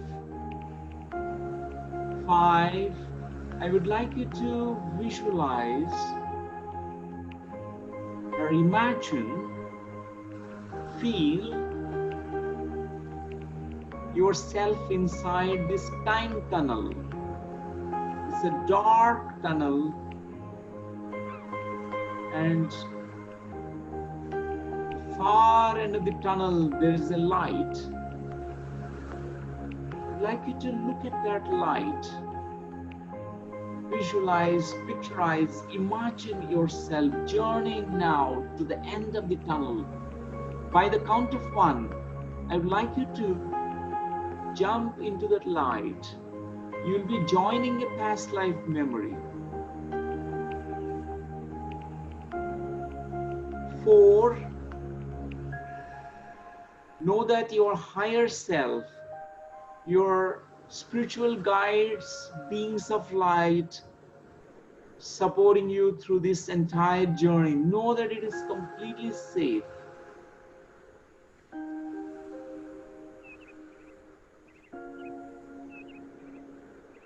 3,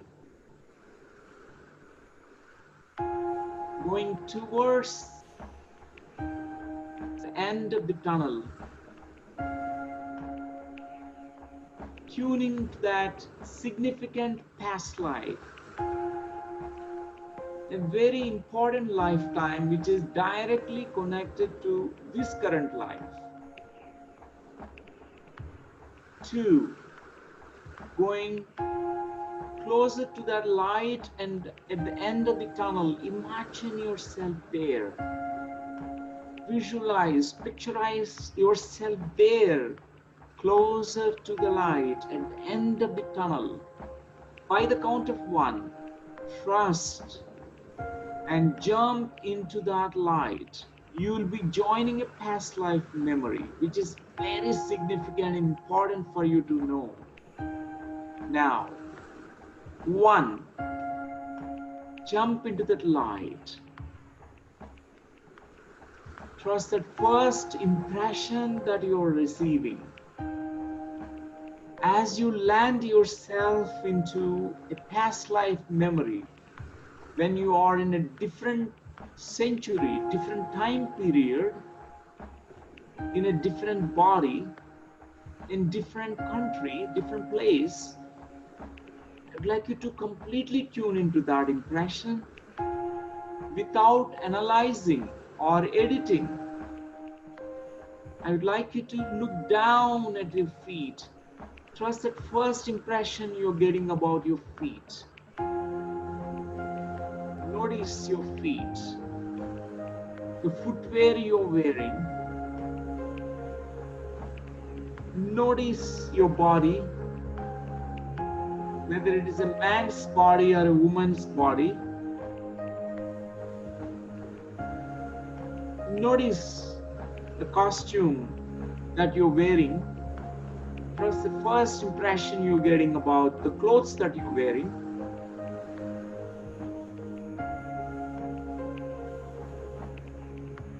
Notice the details.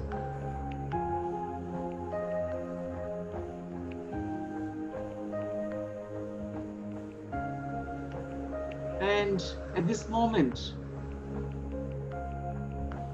I would like you to slip inside that past life body. How would you be feeling if you are inside this body of the past life? How is the build of the body? Are you feeling strong built, moderately built, or slim built? How do you feel inside that body? Are you feeling strong? Or are you feeling it differently? At this moment, look out through the eyes of your past life body. Look at the surroundings, the place. Notice what kind of surroundings are there around you.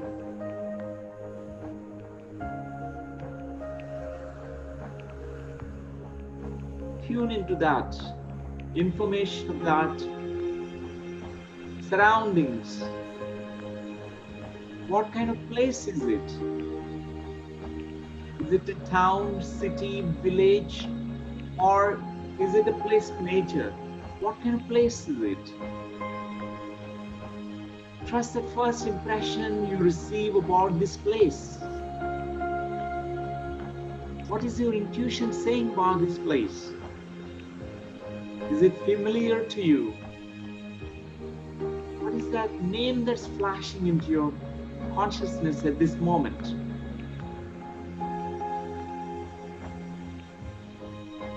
At this moment, I would like you to project this image of this past life onto a big holographic screen of a movie theater where you are sitting in the front row. You're watching your own past life movie now. Totally trust as these scenes, images, pictures, significant memories, that past life unfold in front of your eyes. Know that you can pause, you can play, you can rewind, you can fast forward. Know that you are the master. It's your past life movie. At this moment, access all those significant memories of that past life.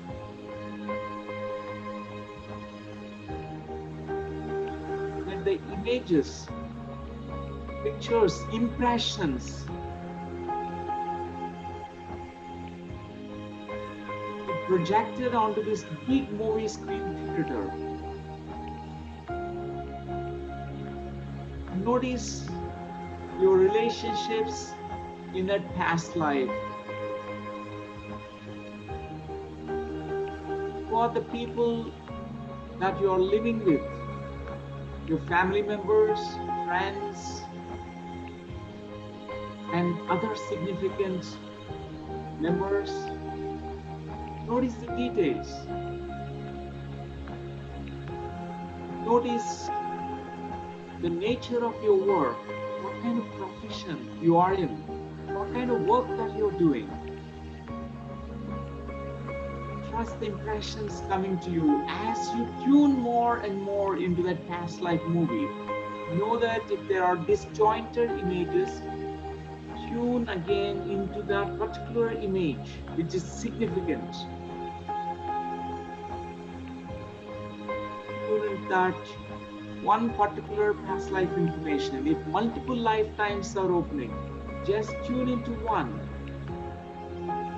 Bring your entire focus onto one. Tune into those details. And now, scan through the different situations that occurred in that life. What kind of situations you have encountered in that past lifetime?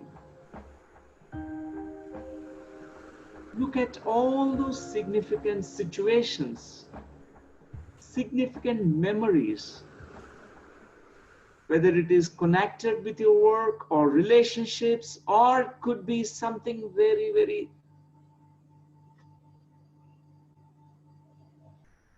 different kind of circumstances, events that happened in that life.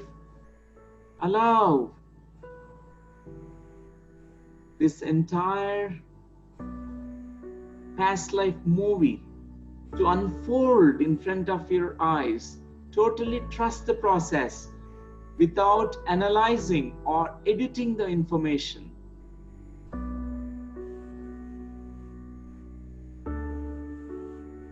At this moment, tune into that specific memory of a significant memory just before you left that body, just before you died in that past life, the last moments in that life. Tune into that particular memory. As I count 5 to 1, fast forward yourself to that moment when you are about to die. 5, 4, 3, 2. You're already there. Trust the images, pictures, impressions coming to you about the last moments of that past life. 1. Be there. Notice what's happening to you just before you're reaching to that last moment, an hour, a few hours before this death. Explore that memory. Trust the impressions coming to you. Notice, are you alone or are you with people? What is the posture of your body when you are about to die? What's happening to you? How are you feeling in that moment?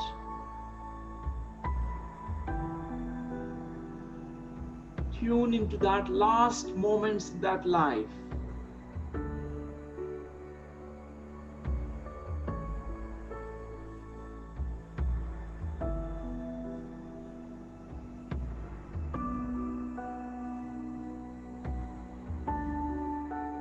In that last moments, what are your dying thoughts?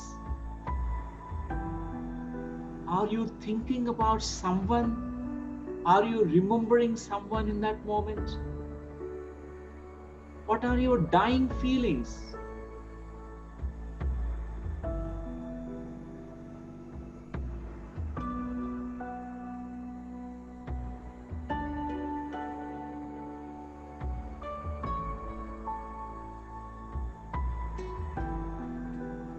At this moment, I'd like you to float free from that past life body.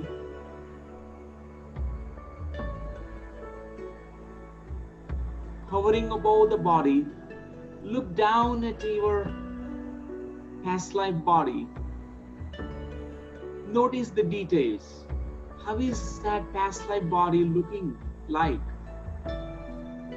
Is it old?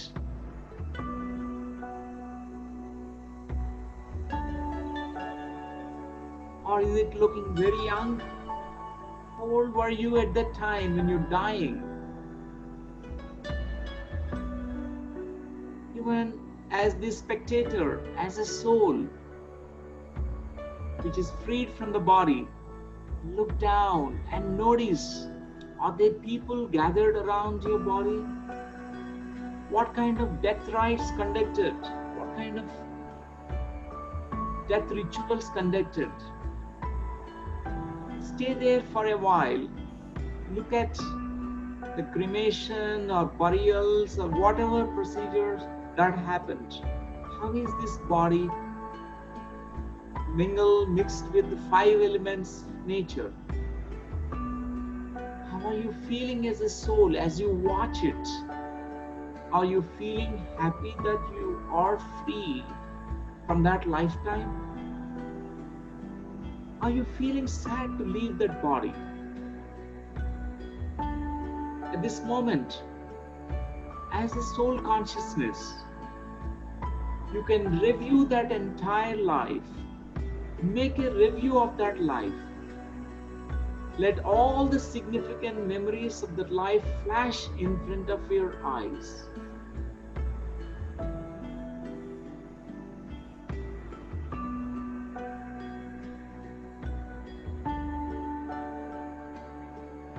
What is the significance of this life to you? How is this past life relevant to you now? You can compare that past life with the current life. Notice how this past life is significant to you now. How these 2 lifetimes are connected.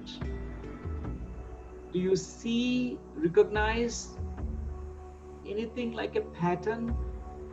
Anything which is like a repetition? Is there any similarities? Or is there any kind of contrast experience?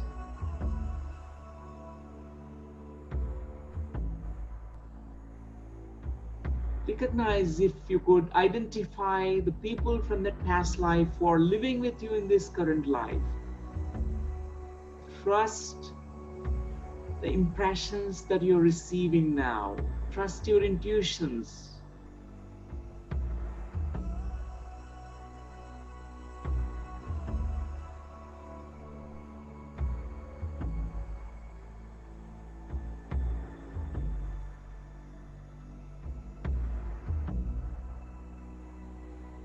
At this moment,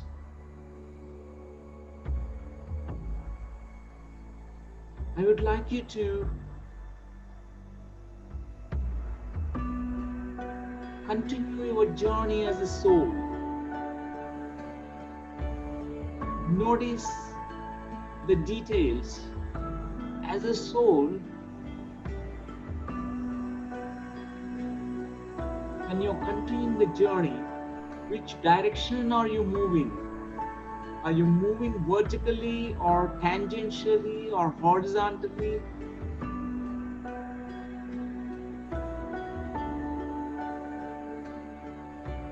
I'd like you to continue the journey of the soul as you move into the higher realms, the astral planes, where you are surrounded by your masters, guides, and beings of light, your soul group members. Once you reach the place, I'd like you to completely be open to the communication with your spiritual guides.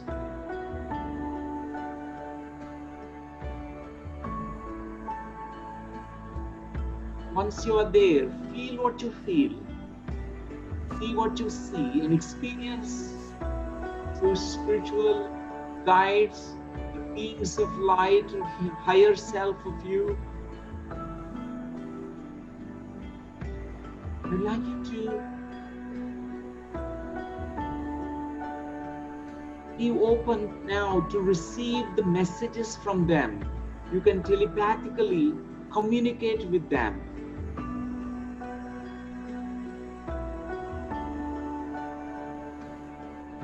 These spiritual guides can throw light on that past life which you just lived. They can make you understand the soul lessons that your soul has learned by going through certain experiences of that past life. Telepathically communicate with your spiritual guides. Notice, recognize what they are saying to you about that past life.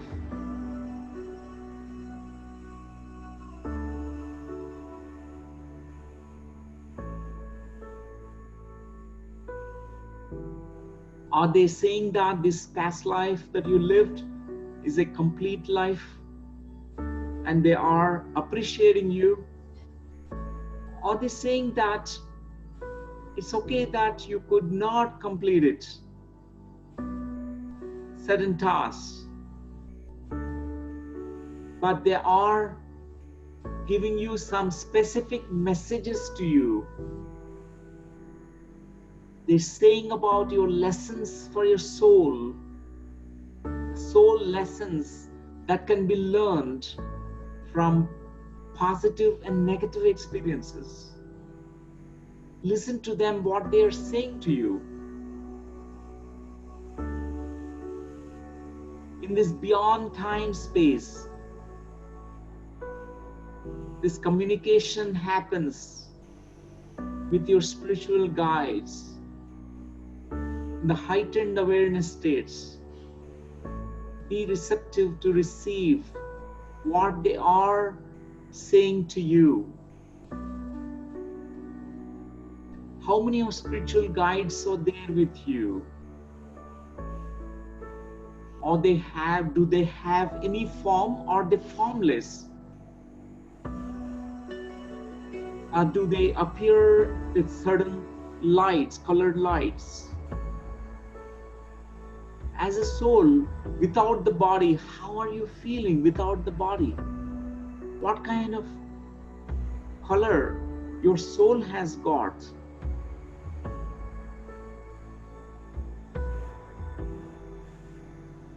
At this moment,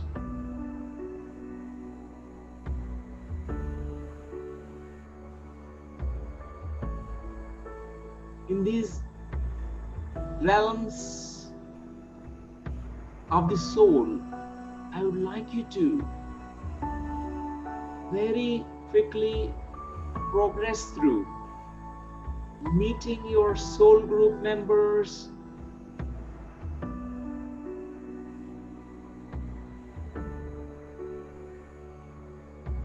where you understand some of them who incarnated with you in this current life. You recognize some of the people that you met in this current life are their soul group members. There's an inner recognition that can happen at this point of time. I would like you to progress. Once you are done with this, progress to the time when you are choosing the soul plan. You are ready for the next incarnation cycles, and your spiritual guides are saying that now is the time for you to take another birth, and they are helping you out in selecting many things. It's like many choices were given to you, many options were presented to you about this current life. where you're making certain choices, you're preparing your soul plan. You're planning for the soul lessons that you need to learn in this current life. You're selecting your family, your mother, father, selecting the body, the man, whether male body or female body, making certain choices. At this point of time, let this pre-birth plan, your soul plan, be activated in you. Become aware what kind of soul lessons you plan to learn here.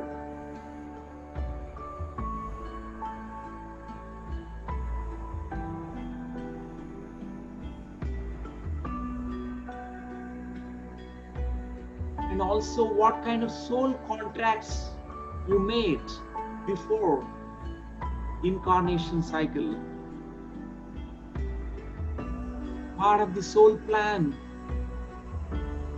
with some of the soul group members or other souls. You made certain soul contracts.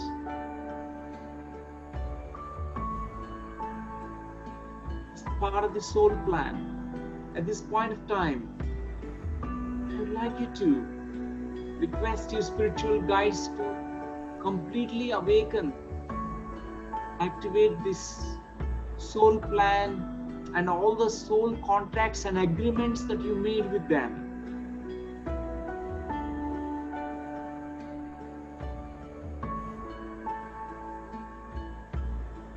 Whether it is a relationship soul contract or the health contract, an illness contract, or it could be a scarcity contract. We're going through the poverty states or lack conditions in life or certain relationship problems. At this moment, be in connection with your spiritual guides.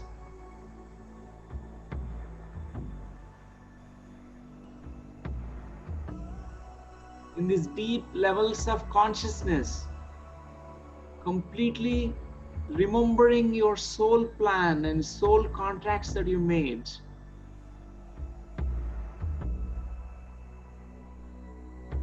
At this point of time, you can say to yourself that I am master of my own creation. Deep in your soul, in your heart, in your deeper mind of your spirit mind, you can say, I am master of my own creation. I acknowledge that I feel this particular specific block, a pattern, fear, and that it no longer serves my spiritual path. With the power of my higher self,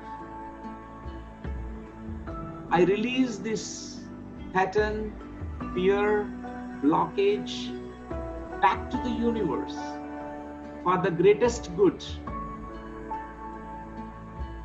to be transformed into the highest form of divine love and light.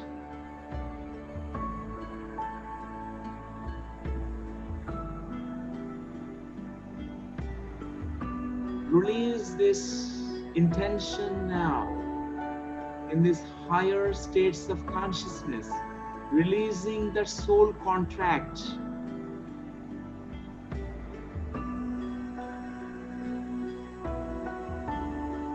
And you can also say deep in your heart, I forgive anyone I think has harmed me in this or any lifetime, anywhere, on any dimension. I forgive all debts and erase all karma. I choose true light for myself and all my selves.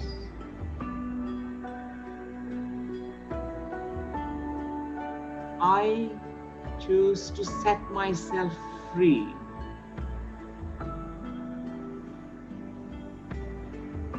From those soul contracts which are no more serving me.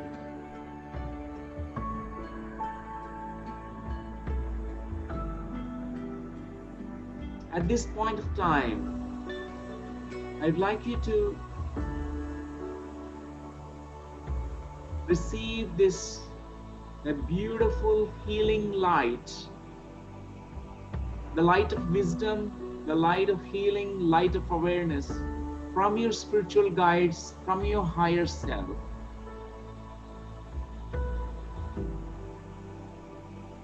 This beautiful ball of light as steps into your consciousness. Feel these new sensations, new feelings, and new freedom. Freedom from that limitation. You're now ready to access that soul lesson, the soul contract which was prepared, made by you in order to learn a soul lesson right now in this higher spiritual state of consciousness. I'd like you to tune into that soul lesson, whether it is loving yourself or being compassionate or being in service of life, or patience, tolerance, non-judgmental nature or non-egoistic nature, or respecting the life. Could be other soul lessons. Trust your own intuition right now, where you tune into that soul lesson. Let your higher self and spiritual guides transmit these words into your head, which conveys about this soul lesson that you need to live, that you need to integrate, that you need to implement. At this moment, I would like you to look at that past life self of you, the past life where you have gone through a significant memories. I'd like you to meet that past life self. You can say to that self of you, through you I learned this particular lesson from this negative or positive experience. Even though you went through this particular experience, I still love you and accept you the way you are. You are not different from me. I am not different from you. I am you. As you say it to your past life self, let the past life self completely merge into you, integrated into your entire being. The energy, the lessons, the insights, the power, talent, or skill, whatever that was existing in this past life self, join you completely. At this moment, progress ahead to the time when your guides prompting to you that we are going to support you in this journey. We prompt you, we whisper in your ears. We also create synchronicities for you to understand, to navigate in your life. And progress ahead to the time when, as a soul, you're coming down into the incarnation cycle, where you are stepping into the fetal body. You are entering into the mother's womb. At this point of time, you're coming into the mother's womb with awakened state of consciousness, with so much of awareness of your soul plan, about the soul lessons, and about your mission, purpose. I'd like you to now, as you join the fetal body, notice how many months old fetus are you approximately when you stepped into the fetal body. Notice. And what kind of soul energy, how much percentage of soul energy you join into this fetus, or this current life.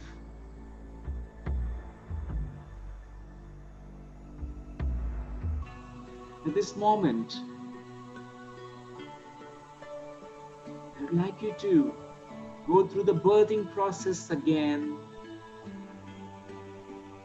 with so much of awareness, so much of understanding, the insights that you gained from this journey of your soul into the past life, into the higher realms.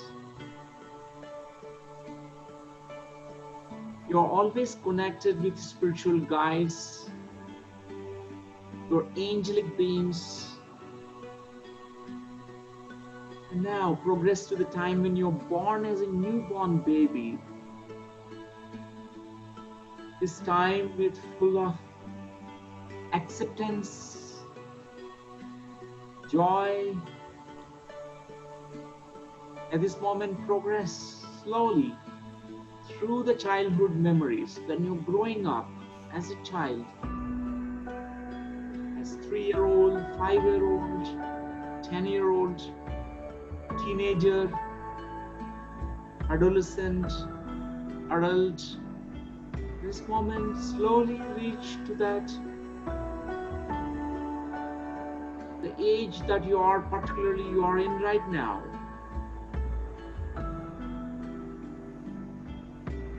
You are closing the past life door now. You're saying goodbye to the past. You're only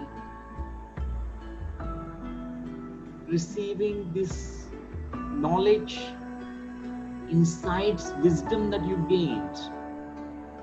You're leaving behind all the negative feelings, negative energies, whatever that belongs to the past, it's over. You are now saying thank you to the spirit world, your guides, masters. At this moment, with this beautiful positive feelings, positive understanding, slowly connecting back to that beautiful place, nature, bringing back all that positivity into this moment. As I count 1 to 5, you'll be feeling very, very fresh and relaxed. You can come back to this present moment, wide awake, conscious and alert by the count of 5. 1.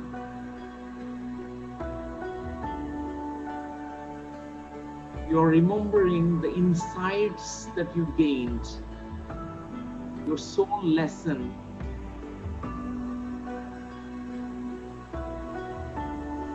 You're completely breathing in all the positive understanding, positive energies, positive insights that you gained. 3. Feeling good about yourself.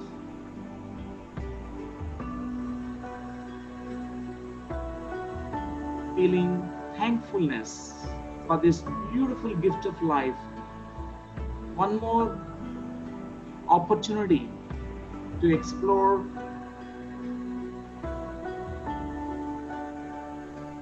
to experience, to learn, to progress on this school of earth. 4. At this moment, slowly wiggle your fingers, toes, slowly taking a nice deep breath and move your hands and place them on your eyes, touching your eyelids, feeling very fresh and relaxed. 5. Alert, awake, aware, conscious. Take your own time to open your eyes. Whenever you are ready, you may slowly open your eyes.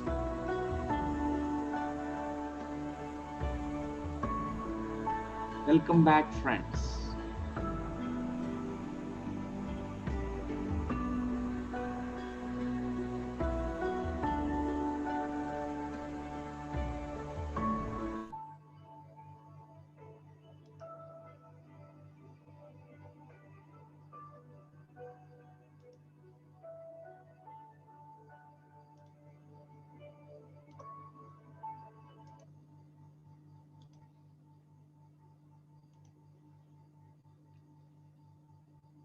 Welcome back, friends.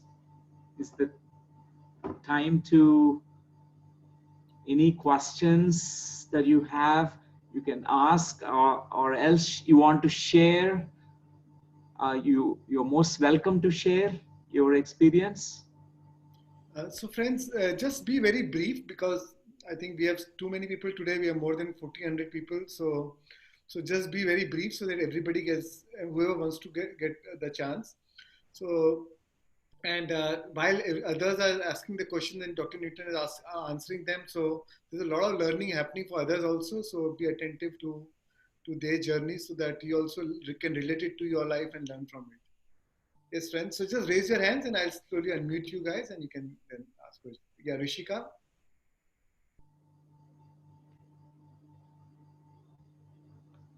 Hello. Yeah. Hi, Rishika. Yeah. So I wanted to ask, the experience that I had was happening at a time that felt very current. So is it possible that it was happening in a parallel universe? Because it didn't feel like lifetime that I was in did not feel very different in terms of the era from where we are right now. And in that I could see a death of mine that I can significantly relate to now. Like, characteristics of that death is something I can relate to in my life right now. Like, I died in a fire accident and I have immense body heat. Like, at most times of the day, my body feels like I have fever when I actually don't. Yes, Rishika. It is possible that it's like a parallel life. It's possible. It looks like sometimes it's more recent ones because it's not ancient time period. It's not like an ancient era. And Right. yeah. And what is more important is the lesson learned, insights that are gained. Sure. Yeah, that's more important. You could relate something about the fire.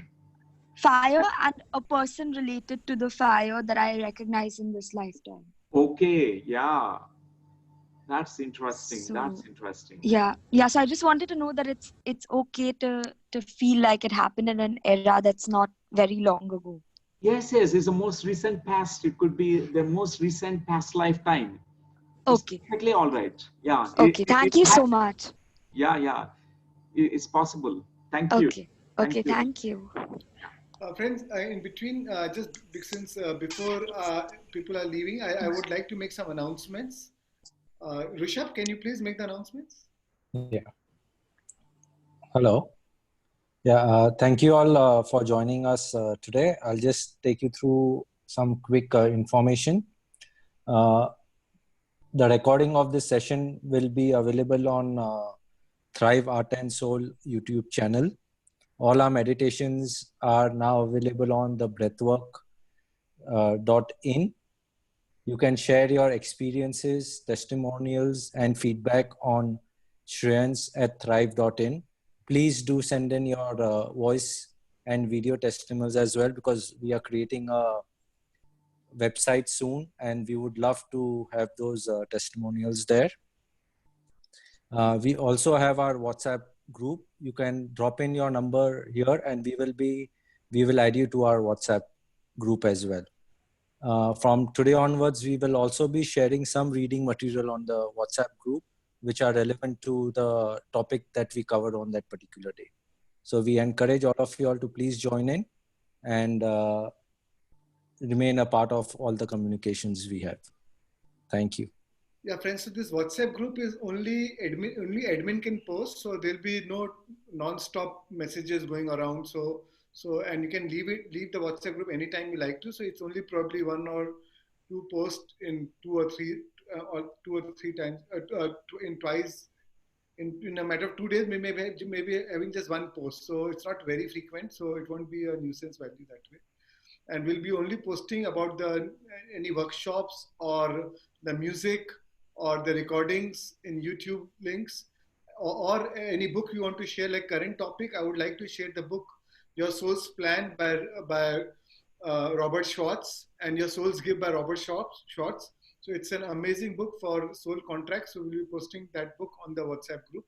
So it will be a great way to connect on WhatsApp. So please put your numbers on this chat, and if you're sharing your numbers, that means we'll add you on the WhatsApp group. Thank you so much, friends, because a lot of times we've been sending emails and it's going to spams. So WhatsApp group is the really best way to connect. So please share your WhatsApp number. Also, one more bit of information. This Saturday, we will be doing another very popular topic that people have been asking us to do it, and that is on the ego. We won't be doing the breathwork this Saturday. The breathwork will now happen on the coming Wednesday at 5 o'clock. So please do make a note. We will keep all of you all informed through emails as well.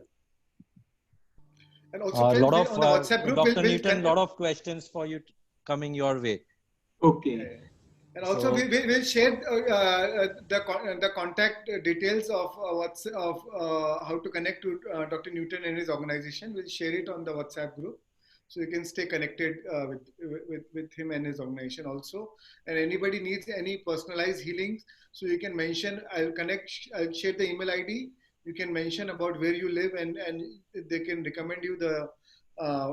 He has past life regression therapists all over the country, in fact all over the world, trained under him, so he can recommend you, and you can take personalized sessions also. Thank you, Dr. Newton. Dr. Newton, we want to talk about some Quantum Life University, and then we can probably do the share. Yes, Shreyans. So, dear friends, it's wonderful that we could today have this session. We are building this university, a spiritual science university. We named it as Quantum Life University. It's a spiritual science university. Is the voice clear? It's a little bit breaking, but maybe you can continue. Yeah. Okay, sure.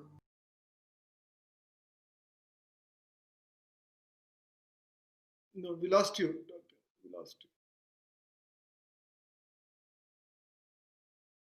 We lost you now. Okay. Yeah. Now it's clear. Okay. Yeah.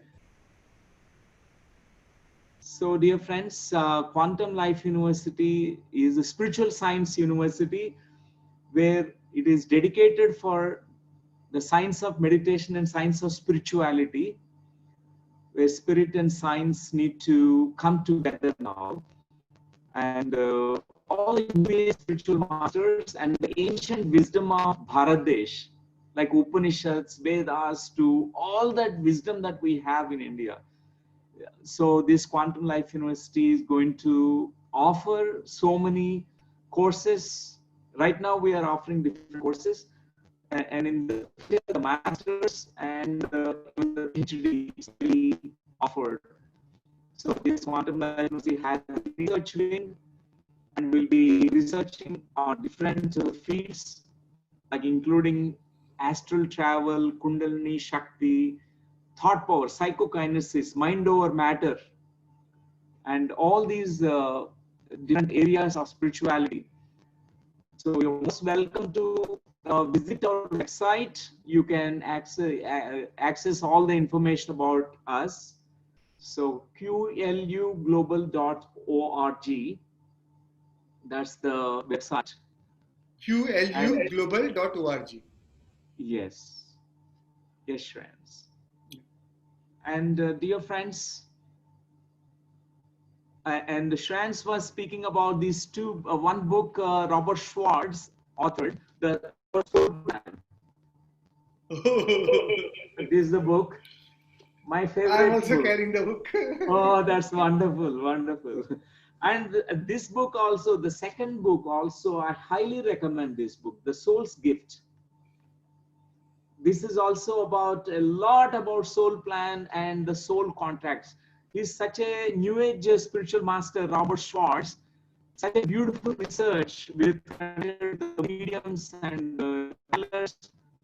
Information is really amazing, and it's like validating all the ancient truths that were present by all the ancient scriptures in India. So He had also consented. Dr. Robert Shaw also consented us to join us on this platform. Wow. So very soon we'll invite him also along with Dr. Newton. Excellent, excellent. That's great. So any questions? I'm there, friends. Now we can. Yeah, Narayan Agrawal.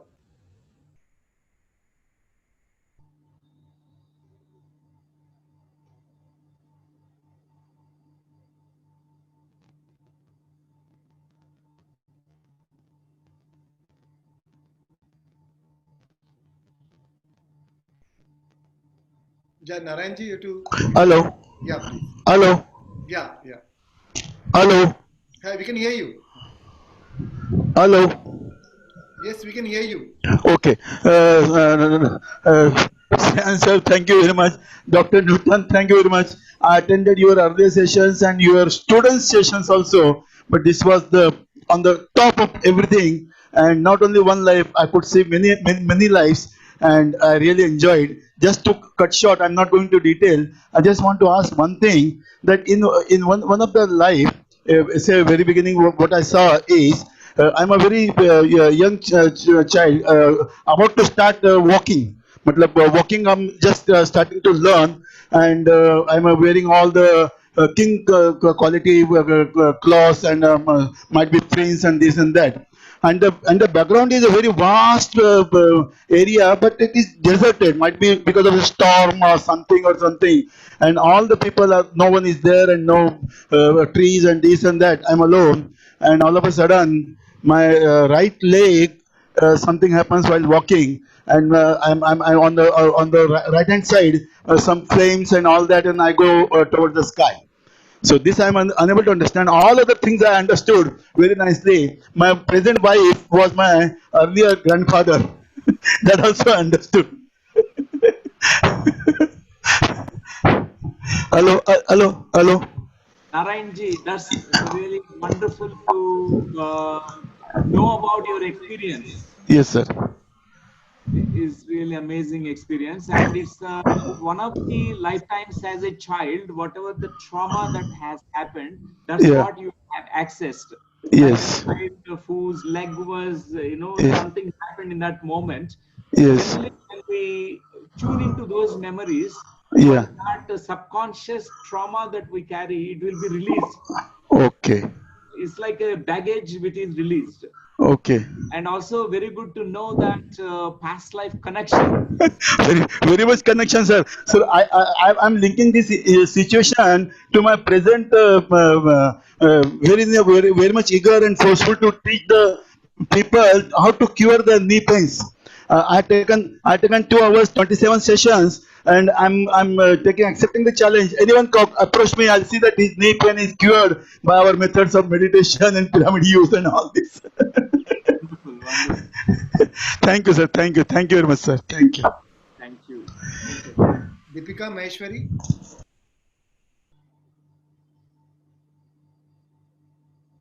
Just everybody just say where are you from, and then you can probably ask the question from.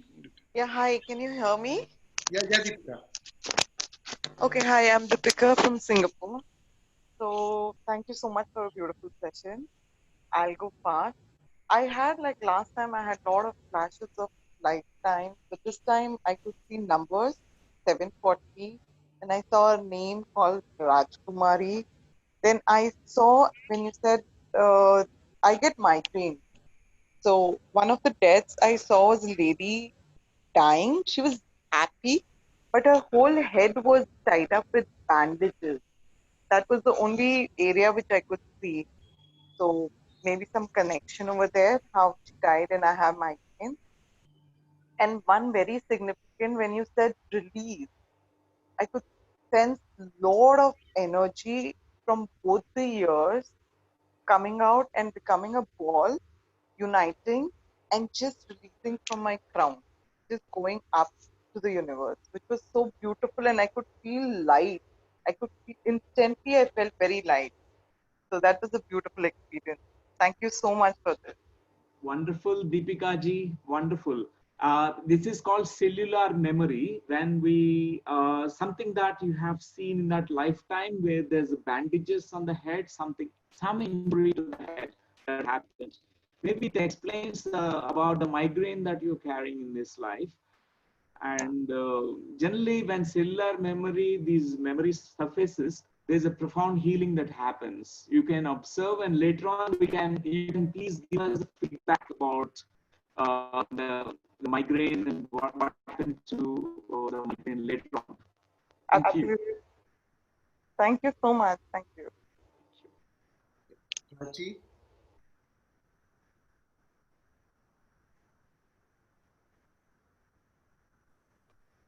Hi everyone. I'm Prachi from Jharkhand. The question I have is like Dr. Newton. Uh, I don't know if I saw it really right or whether it is my current situation which my conscious mind was playing a game with.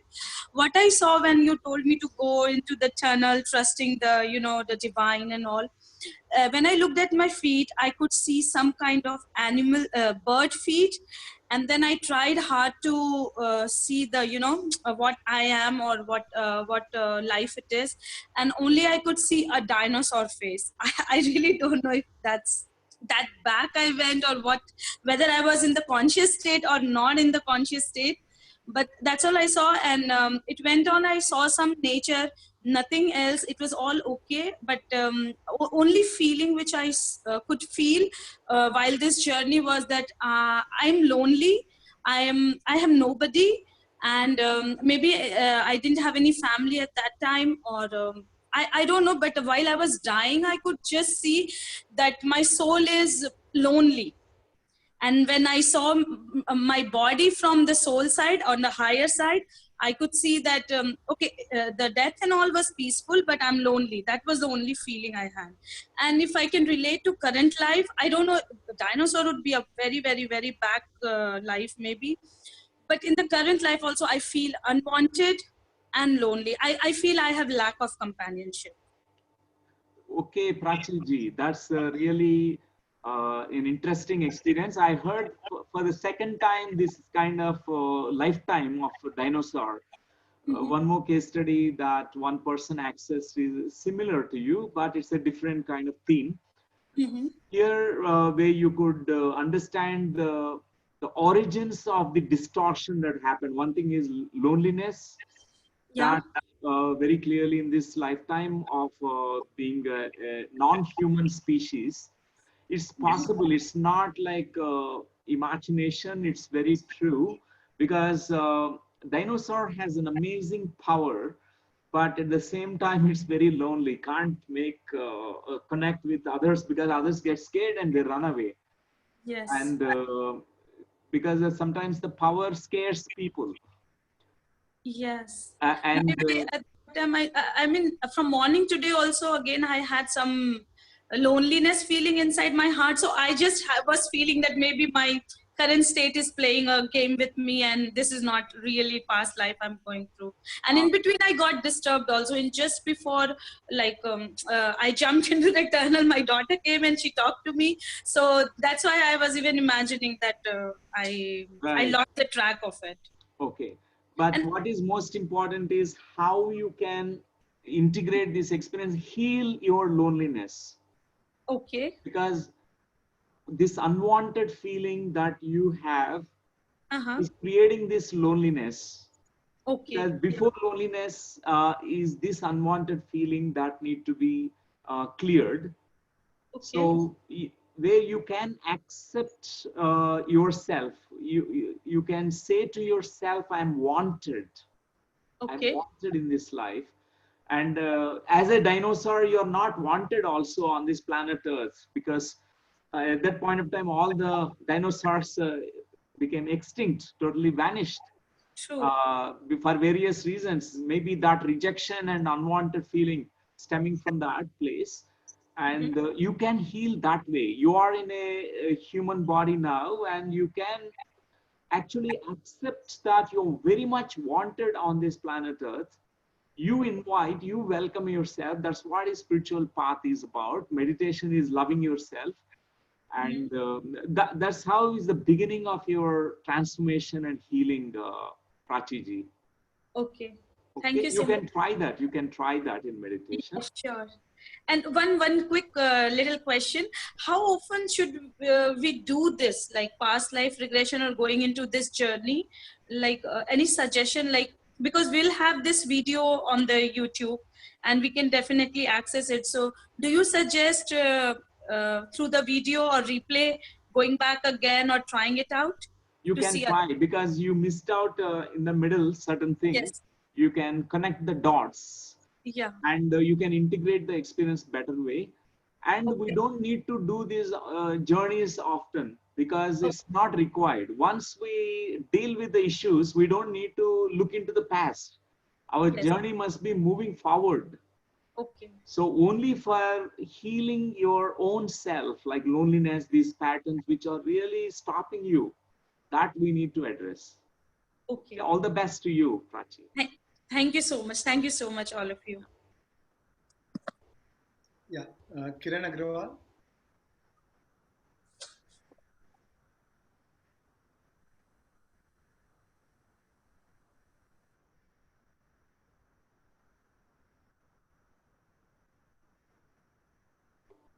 There's a quote by somebody: "Your life has a purpose.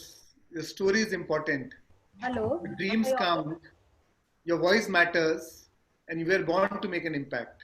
Wow. Yeah, Beautiful words. thank you. Yeah, Kiran Agrawal. Yeah. Good evening, sir. Am I audible? Yeah, you're audible, Kiran. Sir, it was a very wonderful experience. I joined the meditation very recently, hardly before a month, and I am not meditating regularly. But I could see I die when you said pass through the tunnel and see your feet. It was a tiger's feet, and I died being a tiger with a monk. And when I was dying at the end moment, a monk was holding me tight, and I died because I gave up eating all the things that tiger eat. Mm-hmm. I was not eating because I did not staying in a monk's ashram. You may say I don't get the particular word, and I left eating all the non-veg thing, and I died because I became weak, and due course of time I died. Is it something connection with the present, or it's just a feeling? It's connected to your present lifetime, Kiran Agarwal ji, because most of the times it's a continuation. Our journey of the life continues, life after life. For example, in that lifetime, you came in contact with the monk in an Yeah, ashram. Though yeah. you are a non-human, like a tiger, a non-vegetarian, but you learn to be compassionate because something touched you and something transformed you in that life. That's why the seeds of spirituality, I think, probably might have been sown in you in that lifetime. It Okay. explains a lot about your spiritual connection again in the coming to meditation path and pursuing the path again, because the seed energy is already there in you in the past life. Most of the times, from the animal species, when animals they receive compassion, love, kindness, caring nature from humans, they immediately reincarnate into the human kingdom. Okay. For example, you lived in that ashram with the monk, definitely that contact is very, very deep. And what is passed on into you by the monk is something very precious, which No, you the carry it. face of the monk resembles somewhat the face of my husband now. Yeah, I could yes, see there. He was holding me tight at the moment I was dying. I could see the grief in his eyes, and right. Yes, that's wonderful, wonderful, Krenji. And all the best to you and continue the journey. no, one more thing, I have a silly doubt, you may say. We are doing meditation. I enjoy. Whenever I sit in meditation, I see a lot of yellow light. Okay, Uh, because is it? is the yellow light coming towards you or going No, away from I you? am between the yellow light. Surrounds me. I float in the Surrounds you. light. Okay, it's your Surrounds own. me, my husband, my son. It surrounds all of us. Surrounds our entire room where I am sitting. Wow, because every time when we are meditating, we access the cosmic energy and it activates our subtle bodies. Whenever subtle bodies are activated, our auric field, our electromagnetic field, it enhances. For example, this yellow light is a very higher vibratory color. So it is also a beautiful state that you're reaching. So generally dense colors, it conveys that our energy is very dense and gross. As we raise our frequencies in meditation, energy levels, we reach to very, very subtle states. These lights also signify that. Okay. It's very good. It's very good because you saw that electromagnetic fields which are enhanced and surrounding your whole family. Thank you for Okay. sharing. Thank you, sir. Thank you for the meditation. Thank you. Yeah, Kavita.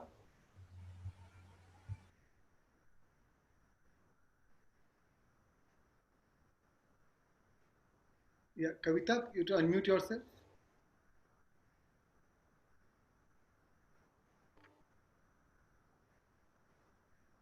Kavita.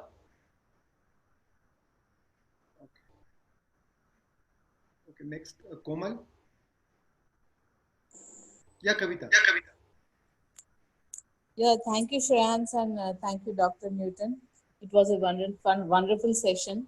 So this was my first past life regression session. I was so doubtful whether I could be able to access any memory, or will it be my wild imagination, or is it true? Because I have I think very logically all the time.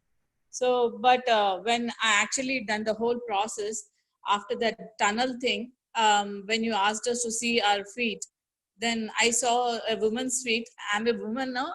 Even in my past life, I was a woman. But that the whole scenario was kind of a freedom movement, and I like we are fighting against British or something, that kind of a scenario. And I lost my life on a beach, and we were using horses. Horse riding was prominent, and our group members were I left all of them somewhere when you asked us to see my death. So I died on a beach, and I was very happy that I could accomplish some task given to me. So while dying, I was very happy I could accomplish it, and there was a lot of compassion and a love for the country. That kind of feelings were there, and my my soul evolvement, what you meant, I mean, when you asked us to reconnect. So now I feel that I have to move above that, and I have to evolve towards the supreme consciousness. So this is what the lesson understood.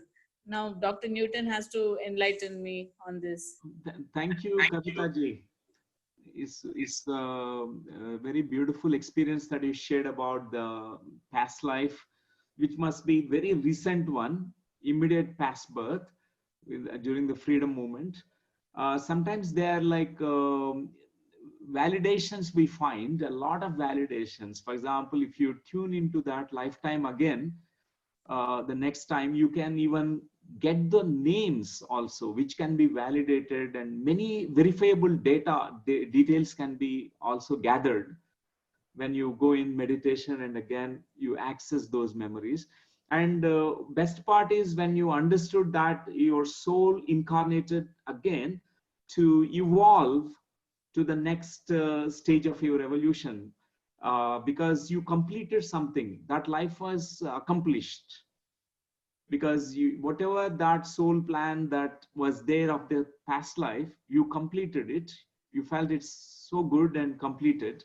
And in this current life, you have to move to the next stage of your evolution through using the meditations and all that spiritual knowledge.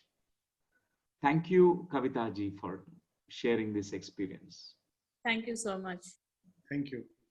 Yeah, Pawan?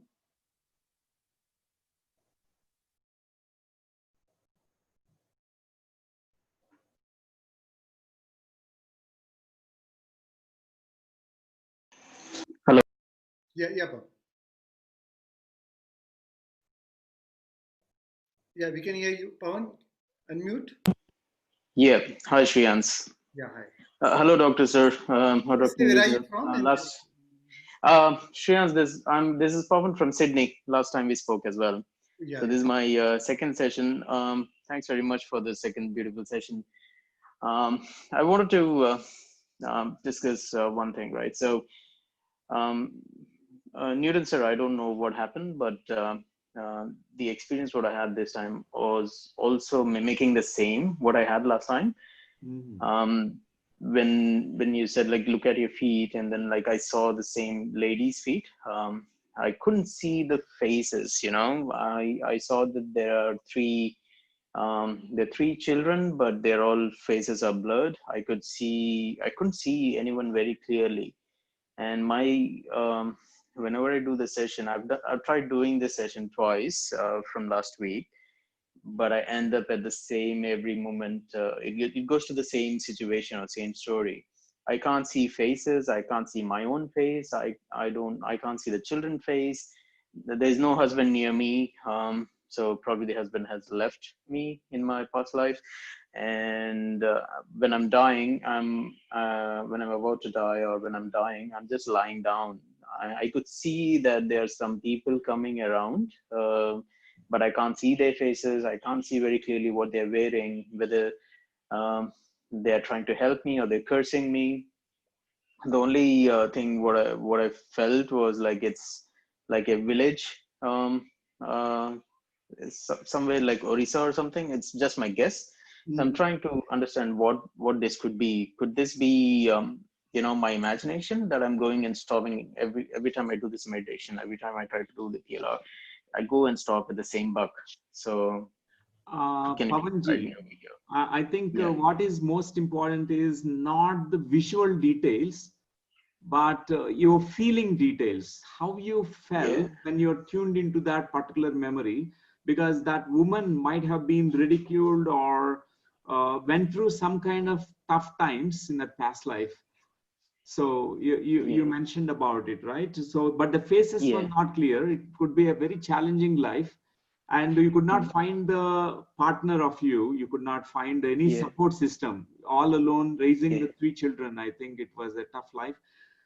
And more exploration you can do the moment you let go of this compulsion to see the faces.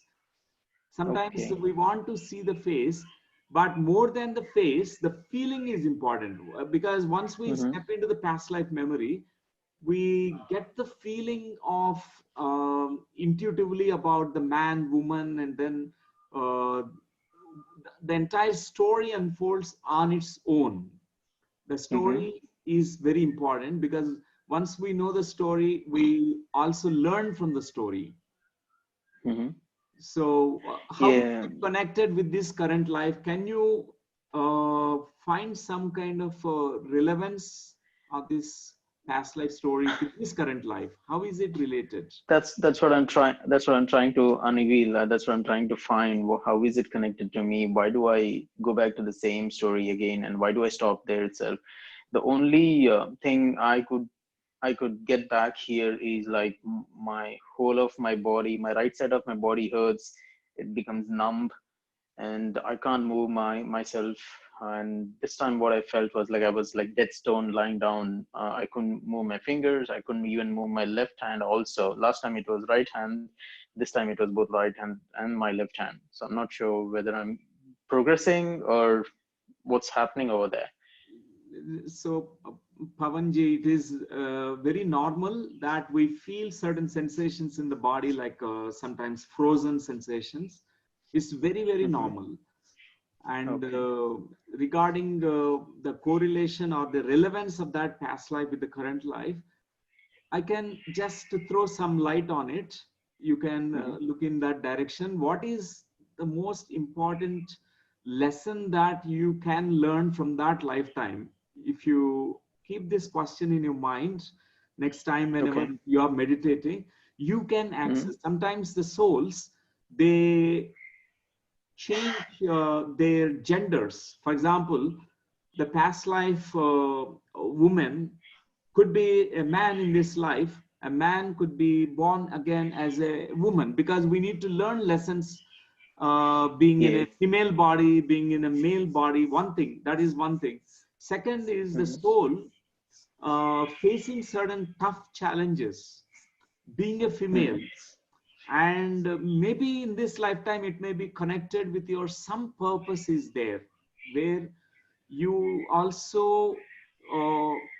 some kind of purpose emerges from that, from all the challenges that we face in our life. Mm-hmm. In that direction we work. For example, woman empowerment. Mm-hmm. All the women, they require a lot of support and help in the world, and Yeah. definitely empowered. They need to be empowered. Yeah.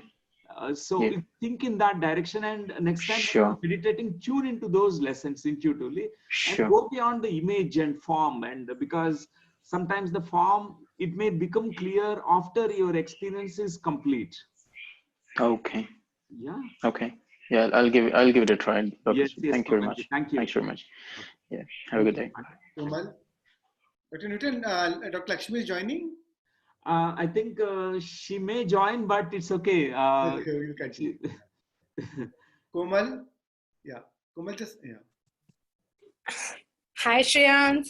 Hello, Dr. Newton. Hello, Rishabh. I did attend the session last time as well, and I forgot to ask the main question that I had that time. But before on the first session, I did fall asleep as well. This time, I made sure that I do not fall asleep. I was sitting and doing the entire thing. So, Dr. Newton, I did see 3 past lives this time. One, the first thing that I saw was the magnificent hazel brown kind of a, very confident kind of snake. And I could see I was very content. I had a very peaceful, long life. It was a barren land. It was a very old time when no houses or anything was around. It was like a village kind of a thing. Little bit of a jungle, little bit of a barren land. And then the second life, I could see my soul leaving that body peacefully. And then I chose to be a flower, a pink lily. That again, I knew it was a very short kind of a life. Somebody plucked me, so I would leave that life again. And that is exactly what had happened. And then I became a sparrow. Again, a brown hazel kind of a sparrow. So with the sparrow, there's one thing which I realized.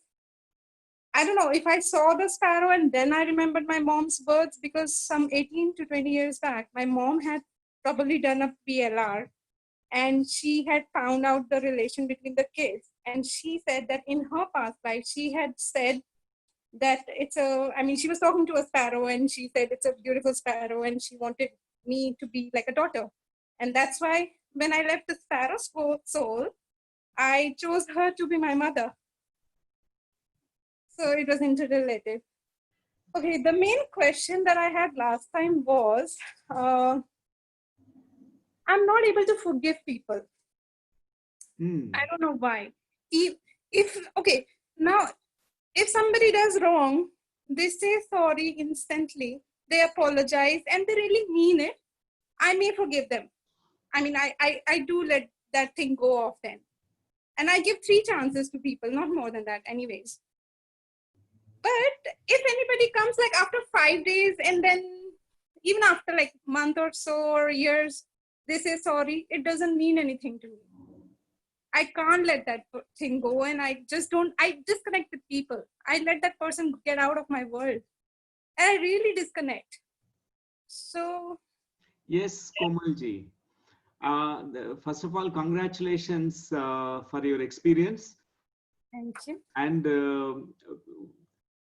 we have changed many forms before coming into the human form, human body, or human lifetime.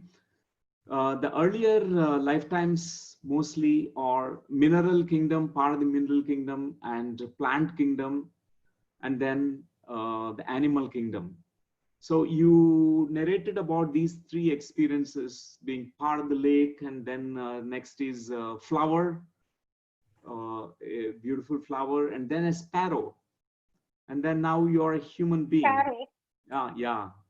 So now you're a human, and I remember at this point of time about Jalaluddin Rumi, the Sufi master, who talked about this, exactly about the reincarnation model.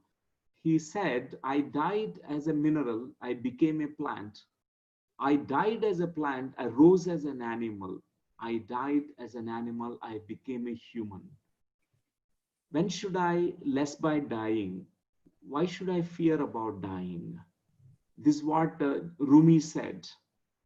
And we have these earlier lifetimes where we were non-humans, and because it's an evolutionary process. And for you now, the question about the forgiveness, when you come to know that you are the consciousness, the soul, when you really anchor yourself into that beautiful insight, beautiful wisdom, that you are not this three-dimensional body, this human ecosystem, and you are the soul. In this physical plane, we go through rights and wrongs, we go through good and bads, but the soul resides in the plane beyond good and bad, right and wrong. Mostly we can't forgive because we feel that I am right, you are wrong, and I don't forgive you. And you have to, say sorry, you have to show your tears to me, and then I forgive you. So we have to go beyond right and wrong. I ask you one question, Komal. Mm-hmm. Do you want to be right or do you want to be peaceful?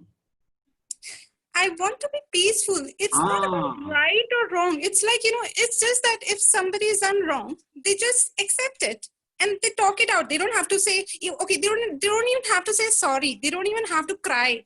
They just have to realize it and just say that I did this wrong and that's it. It's over. Yeah. But people don't do that. So what you can, this easy solution is, next time it happens, think in this way. Forgiveness is not for the sake of them you're forgiving, but the sake of your own self. It's lessening the burden of yourself, because otherwise it's a heavy burden. You feel so much hurt inside. You carry the hurt, and the next day when you wake up, it feels so raw and hurt and painful. And instead, You can, for the sake of your own self, you just need to let go. You say that I leave the consequences of your words, actions with you, because the person has hurt you and you are now hurting yourself by carrying the wound to the next day and tomorrow and day after tomorrow. So there's no point in that. Next time you can carry this awareness, Komalji.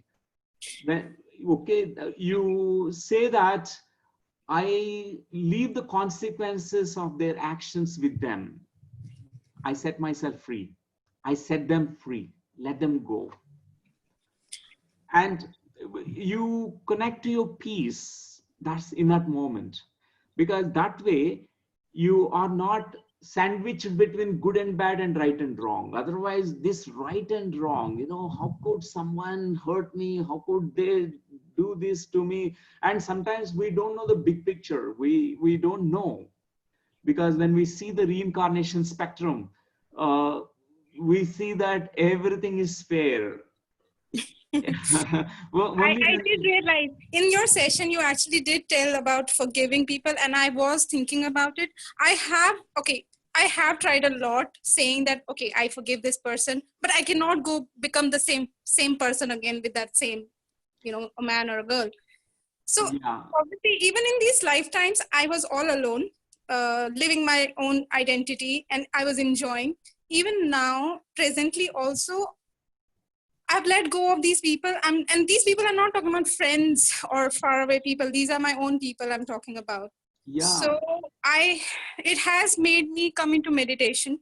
It has got me spiritually connected. And this time I really felt free and a little bit lighter. Yes, of course, I felt lighter. And every time I meditate, I can see the white light or the moonlight on me. So I am somehow connected with angels and universe. So it's yeah, I'm just trying about that kind of a thing. Yeah, Komalji, you must thank all these people who hurt you, because they propelled you towards this meditation path and spirituality. You pursued it further. I do thank them for that, but it's just the social network demands them to be in the life and me to live socially between them, so that somehow I'm not able to differentiate. Should I be alone? Can I be alone? I We'll want move to be on alone. because there are a lot of people waiting. Yeah. Oh, sorry. Thank you. And best wishes to Komal, to you. And there is a reason why it happens. This is called exactly the soul contract. Sometimes we come with soul contracts. Once you learn your soul lesson, maybe forgiveness is your soul lesson here. Okay. When you are able to open your heart and forgive, then really that old soul contracts will move away. People won't hurt you. They don't feel like hurting you also. So you are in a right path, Komalji. Continue meditation and your journey. Thank you. Just say one quote, Komal. Yes. Yesterday I was intelligent. I wanted to change the world. Today I am wise. I want to change myself. And Shreans, I could find you quite nervous today. You were like muttering. I don't know why. Are you nervous? No. I mean, in front of Newton, I'm always nervous. Okay, thank you. Thank you, guys. Yeah, Saibal Chakravarti.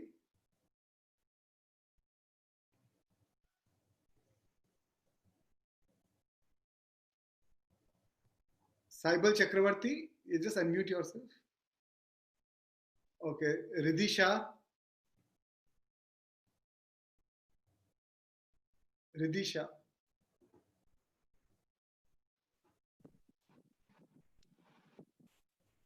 Namaste. Yeah, Ridhi. I'm so happy and so grateful to be connected with you, although virtually. I am connected with you on Facebook and I look at your posts, Newton. I have heard a lot about you and I have been curious and inquisitive about the kind of work you do. So I'm very grateful to Shreans and Newton for conducting this session and Rishabh for supporting us. Today I saw a certain completion in this uh, past life session, I saw myself free falling in water, and somewhere like in the process, I saw that I was very hurt by my partner deceiving me, and the same pattern has been repeating in my life.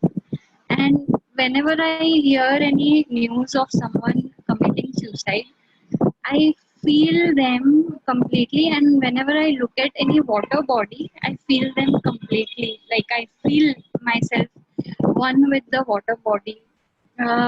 There is um, um, I don't want to relate this to a physical attribution. Like I was a queen in my past life, and the king had an affair with somebody else, and I could not digest it, and I chose to fall, free fall in the water and give up. So yes, like today I feel free from that experience and free from that pattern. I can see that I am integrated and I'm powerful, and I can let go of all of these experiences. In fact, lately I had a certain case, and I saw that I have reported that person, and I saw the police hitting him with Bisleri bottle. Like when I had reported a particular person who had cheated on me, and the police chose to hit him, and I could connect with this particular person, and we are born on the same birth date, and I can't imagine him deceiving me. I don't want to let him go, and I can relate that he could be my past life partner, and this time this could be a completion on that. Wonderful, Riddhi ji. That's really wonderful. This is called past life resonances, because a situation that you have seen free fall into the water in that lifetime, and this lifetime, whenever you find people committing suicide, jumping into the waters, there's a resonance with these two different situations across lifetimes. But what is important is when it is brought into the light of consciousness, it goes through healing. You completed some story. The story in you is complete now. It's finished. And Yes. thanks for sharing. It's really amazing, because from here your purpose emerges. Your purpose to make people face challenges, any problems that come in life. Suicide will not end the problem. It's not the solution, because the problems can continue even after death also, because we don't die with the death. So I think it's so important message to bring to the world, that to face all the problems, change any challenges, and finding the inner strength and support group. Thanks, Riddhi ji, for sharing your experience. Thank you so much for being around and having a new dimension of opening for people. There are so many different aspects, like so many gurus and so many different ways to reach to our destination. And you have been iconic to this work since a decade. I have been just noticing you. So I'm very grateful. Another one thing is I have hirsutism, means I have hair on my face. And I am unable to discover, like, is there any higher meaning to this? Because in today's version of beauty, this is considered to be a matter of rejection, like, or embarrassment. But this has given me power to look at world beyond the body. Wow. Wow. So I am in spirituality with various gurus since 20 years. I have been with Shiv Yoga, I have been with Pranic Healing, Art of Living, Isha. So I have also heard about you serving some of these gurus in their journeys. somewhere I see. So I am very privileged to share this upfront here. Could you please um, guide me or like show me a way around how I can find, like, yeah, I have accepted myself. That is the reason why I am verbal and vocal on this platform in Yes, front of many Ridhiji. people. But Yeah. yes, this is where I see my shame, my darkness, Hmm. and this is the reason which I see my power as well, because I have seen world beyond my body, and on the path of self-realization. I'm myself Isha Hati Yoga teacher as well. So I'm open to all the access. I'm open to all the knowledge. So if you can please show me. Guide. Wonderful, wonderful, Riddhiji, because you already shared that whatever the wisdom that you gained, to you could see beyond the body. Because whenever we are going through a limitation, that limitation also prepares us and shows us what is beyond the limitation. I think at a very younger age, you started looking at that answers, larger answers beyond this physical world, physical self. Yes, And, this started from 2003. right, that's very good. That's really And since 2002, my journey of spiritual discovery with Art of Living Sudarshan Kriya had started. And I'm grateful to all the masters on this planet right now. So, yes. yeah. And sometimes we also needs these triggers. We have these triggers which propel us in that direction that our soul wanted to move towards. For example, there's soul plan, but we also choose these triggers. One trigger is physical trigger, for example, which you have chosen in this life, because everything is our choice. In the part of the soul plan is we choose many things, including our body, and including the color, complexion, to how we look at appearance of our body, weight, and everything. We make a selection of this. And because for a valid reason, we want to experience certain things. Every experience contributes to spiritual growth.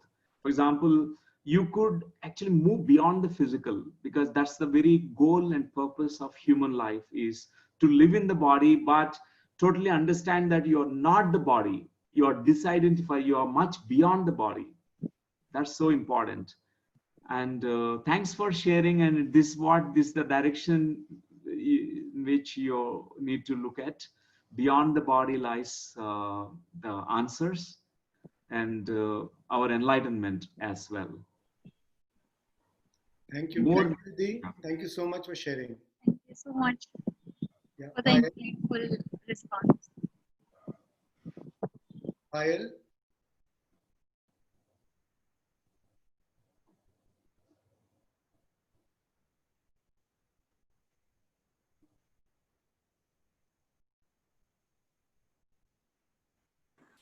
Hello. Yeah, Payal. Yeah, I mean, can you hear me? Yeah, Deepa. Yeah. Yeah. Hello. Yeah, hi, Deepa. Hello. This is Payal. Oh, Payal. Sorry. Hi, Payal. Hi. Just say where are Good you evening, from? sir. I'm calling from Bangalore. Yeah. Last session also I had with you, and I thanked Dr. Newton for helping me to see a human life. So I was expecting a human life this time also. But again, I went into my plant life. I saw roots and then the trunk. And then when I saw, it was a tamarind tree. So what I saw was it was kind of a village, and the people I could see it was some distant village in Gujarat, and the attire and all I could see was a Gujarati attire. And when he said, "How did you die?" So I saw it was very hot. I could only see the sun, and I could see my whole body dying. And then I saw that people were cutting the tree. The trunk was being cut, and I felt a pain in my stomach suddenly. There was a pain. And I don't know why am I seeing this tree life again and again. My question is that. Yes, Payalji, that's plant life is one of the very, very significant life.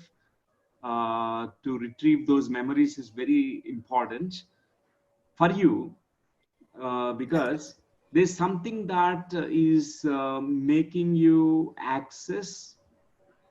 Maybe you have certain kinds of wisdom knowledge about plant species. Maybe that is getting activated now because you lived as a plant. You have Yeah. lifetimes, like already explored 2 lifetimes as plant. Yes, And and then two different trees. I mean, two this was a different trees. tamarind. That time I saw a tree, and I had never seen that tree in my life before. I could see the leaves. I saw heart-shaped leaves, and then I searched on Google, and I found out those are Bahunia trees. So Mm. after I saw them in my lifetime, I actually found the tree.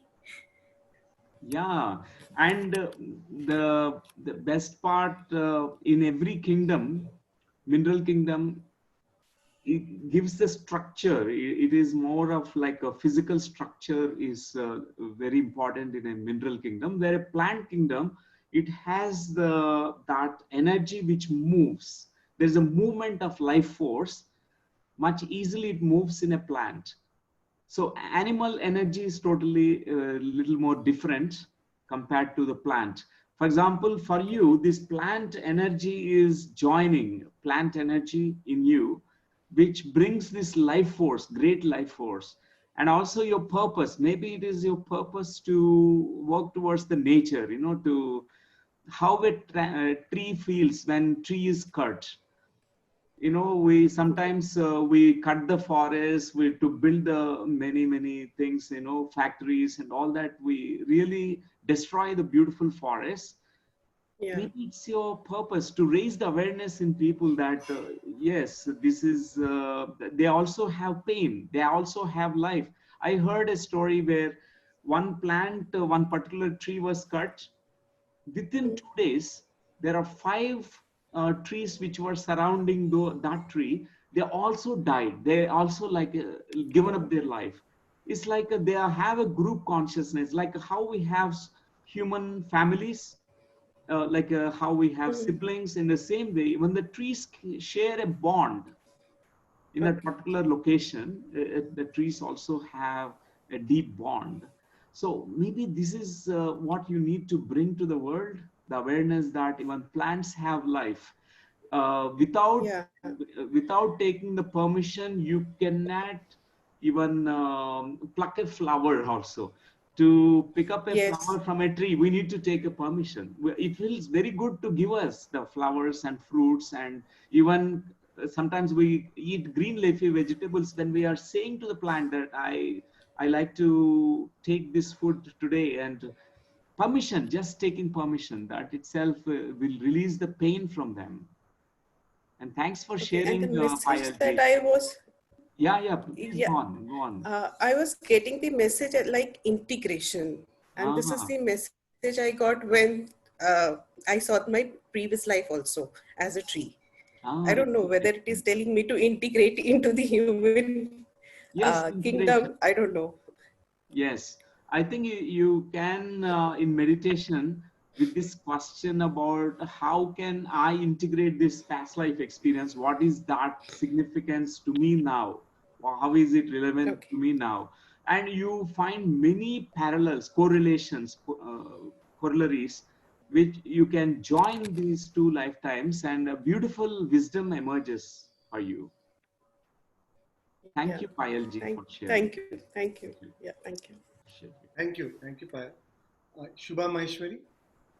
Shreans, so can I take just 1 minute break, 2 minutes break? Yeah, please. Yeah, Yeah. and meanwhile you can share something, Shreans. Yeah, sure. Yeah, okay. Right, friends. So we have around 30 people still waiting. So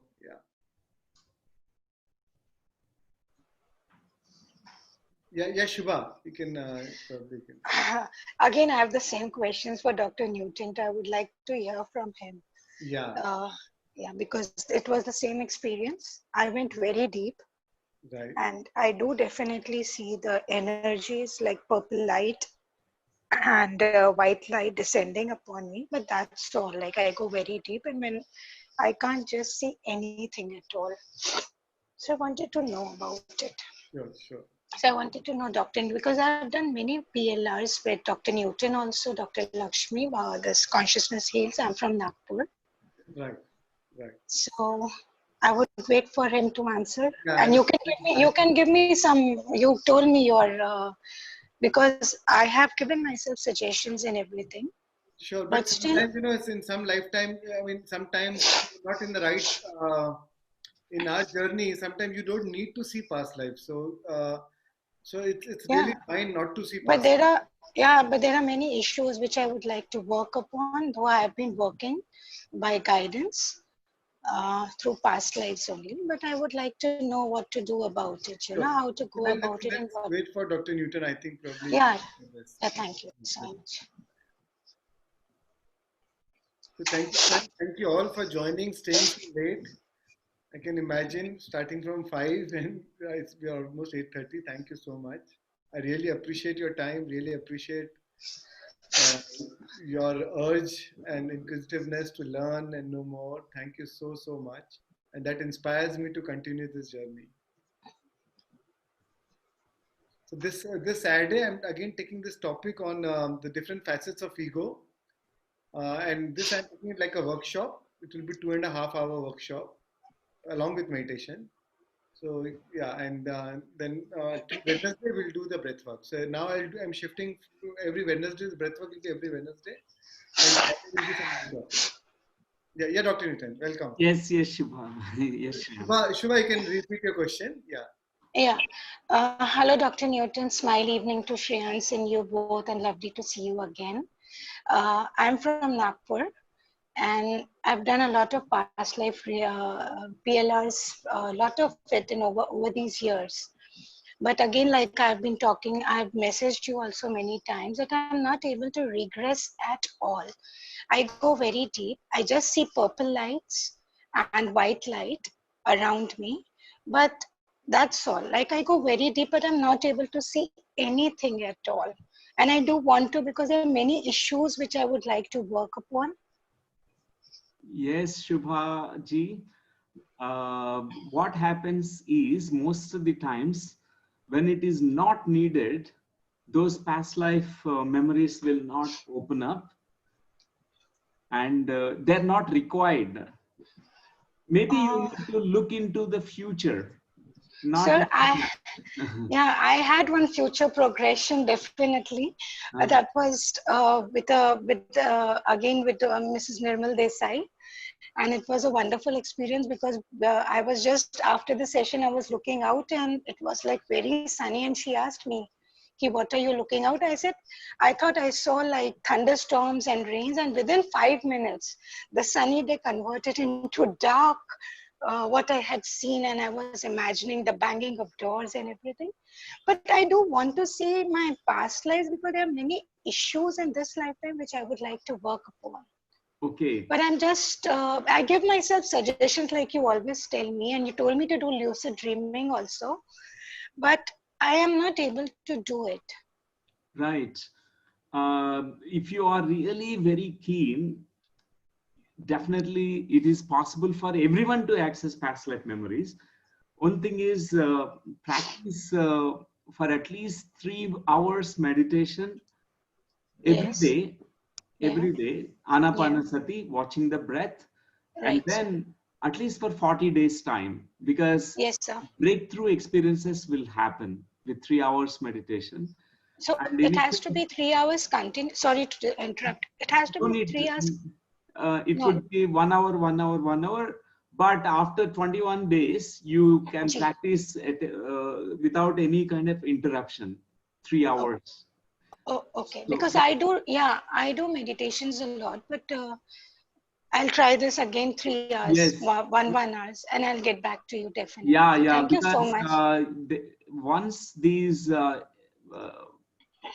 Anahata Chakra, this particular energy center of us, is completely opened, you start accessing the past life memories. Yeah, And because that's where it is blocked. Yeah. yeah. Right. Due to many experiences, yeah, that's blocked. And there was one experience which I would like to share that I'm sorry if I'm taking a lot of time. I had some experience where I was feeling very sad and lonely. And in my dreams at that time, I saw Dr. Lakshmi come to me and give me a very, very long, warm hug. So I do remember that. I do dream a lot. I see a lot of, and they are many times very real. But I'm not able to access any, no visions, no clairvoyance, no clairsentience, nothing.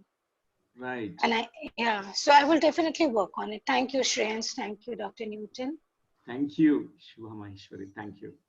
Thank you, sir.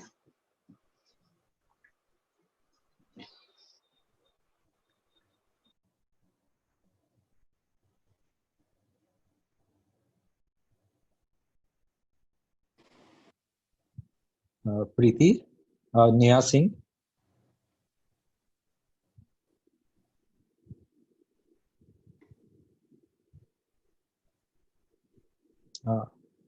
Neha Singh, you'll have to unmute yourself.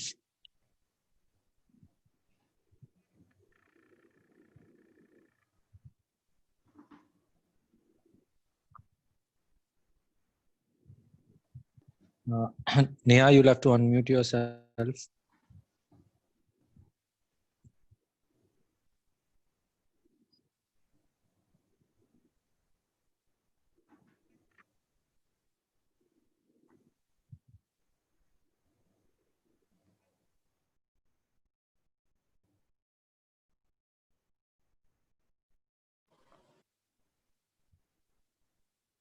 Can you hear me?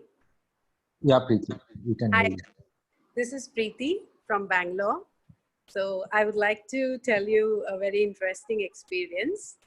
6 years ago, I had done PLR, and the question was, why did I go through a very traumatic experience during my wedding in London, and I ran away. So I was shown an Egyptian life where I was a queen, and I was married to a very cruel king, and I ran away. And 3 women helped me run. So this was a vision then, and there was no answer after that. This year, I again went through a PLR, and I was shown that I was trying to run away with somebody, and hence I was executed by the king. And it was a very traumatic death. I was mummified. It was a reverse pyramid from the ground, and I was chained very badly, and I was mummified.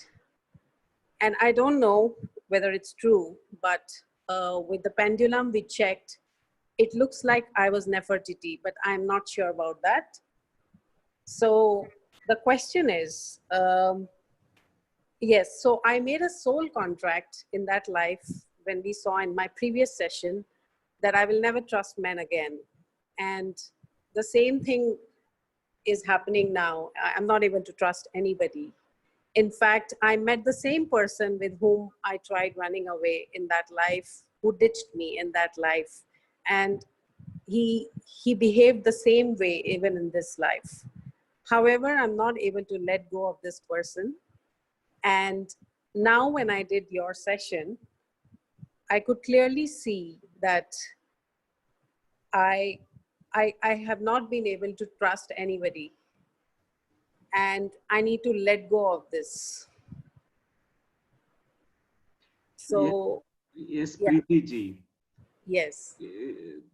Thanks for sharing your experience. Yeah. And the soul contract that you made with this person, because there is a lesson here. One soul lesson is definitely, you already realized it, you voiced it out. It's about trusting. It's about trust. The trust was lost in that lifetime. The trust towards women was lost. And this is a very strong limitation. It is like more you resist learning this lesson about reclaiming the trust, Yes. And what happens is block really blocks your energetic level and also the physical level. It's like a big block. It's so important right now to open yourself to complete trust. Before that, I recommend you to release all that old hurt, like when you're mummified, when you went through the traumatic death and executed by that king and all that. It needs to be completely, you need to release that trauma, pain, fear, and beliefs that are formed in that moment, the last moments of their life when you thought about, I never believe again in man. I don't trust man, something like that. Those beliefs are so strong. So when you are learning the soul lesson, the soul contract is released. Yes. And I definitely advise in meditation, you can do it. You can do integration process because you have the entire story is in front of you, multiple sessions. Absolutely, yes. The same story from bits and pieces, it joined, and now you have the complete picture of that past life story. Absolutely. Yeah. So now it's the time to completely transform it. And so that what happens when you release yourself from the soul contract, your energetic changes will attract new people into your life, new situations. The old people will vanish. Maybe they get transformed also. They may change, or else some new people will step into your life. Yeah, maybe you can transform him. I'm going to give you reference. That's true. That is very much possible, but it all begins with you, Absolutely. Yeah, yes, Preeti ji. Thanks for sharing and voicing it out. Thank you. Yeah. Thank you, Preeti. And also, I would recommend that when you meditate, you visualize or you feel as if you are already with a man whom you trust and you are taken care of, and so you feel that feeling as if it's already happening now. Absolutely. And when what you feel is what you attract into your life, and that's how you'll transcend that belief. Also, that belief will get broken. I agree with you. There's one more point I forgot to mention, that that king had actually cursed me that you will never be able to live with this man, with or without him. So it's, it's a very complicated situation. I mean, I have gone through numerous healing techniques. So I need this answer, and I have been searching for this answer. Yeah, release the curse now. Let go of that curse, because the curse is nothing but words uttered with certain emotional intensity. And Absolutely. you energetically, you were hanging on to it. Now it's no more required. Yes, because today also I had the same vision of the same king, and I'm hoping that the curse is released. Yes. So you already released it, and just reaffirm to yourself the old past, any curse or any vows and promises, all those soul contracts, completely I release it and liberate them. Because you are your own master, Preeti ji. Yeah. Yes. Trust that and build your self as a master. Thank you. Thank you so much. Yeah. Thank you. Yeah, Neha Singh.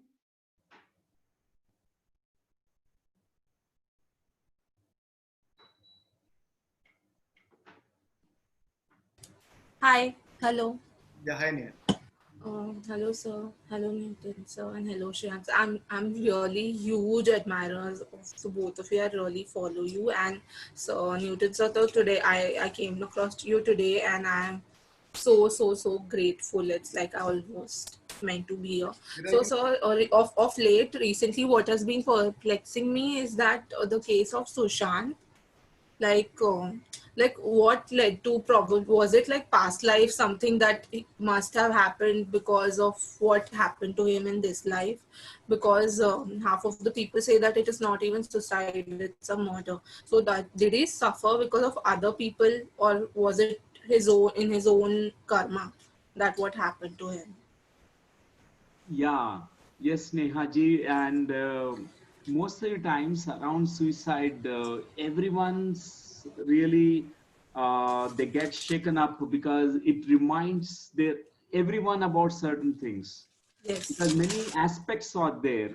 Sometimes it looks like everything is contributing to somebody taking that decision to end the life, and but final decision maker is the person, that whoever is committing in that moment, the taking away their own life. What is most important is whether it coming from the past lives as a pattern, but this lifetime itself, when we carry the clear understanding about our own life. For example, the problems that we have, not really the problems are not there Ek outside. minute, mom. Outside world problems are not really there. Actually, problems are there in us, inside us.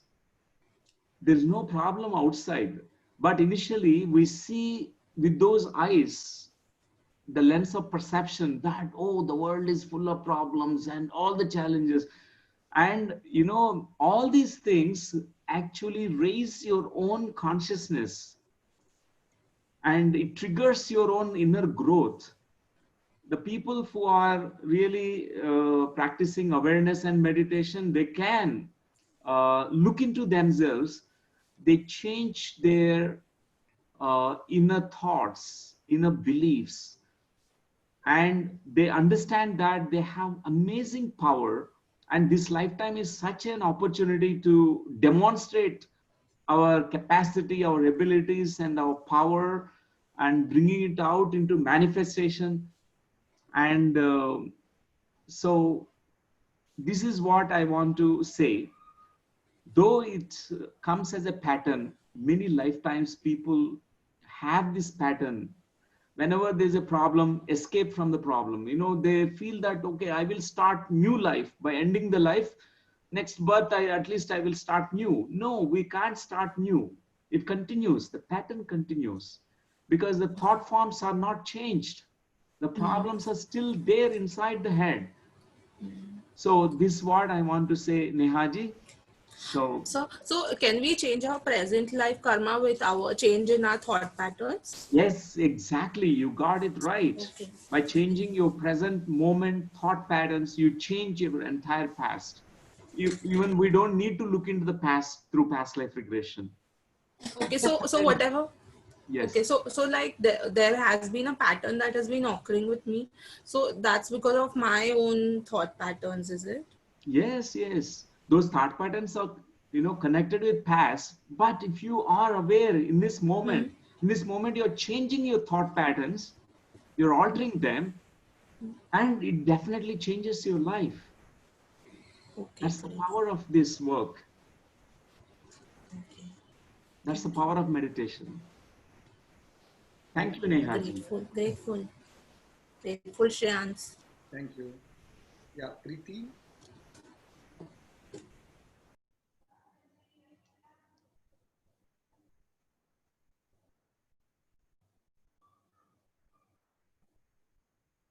Yeah, hi Preeti.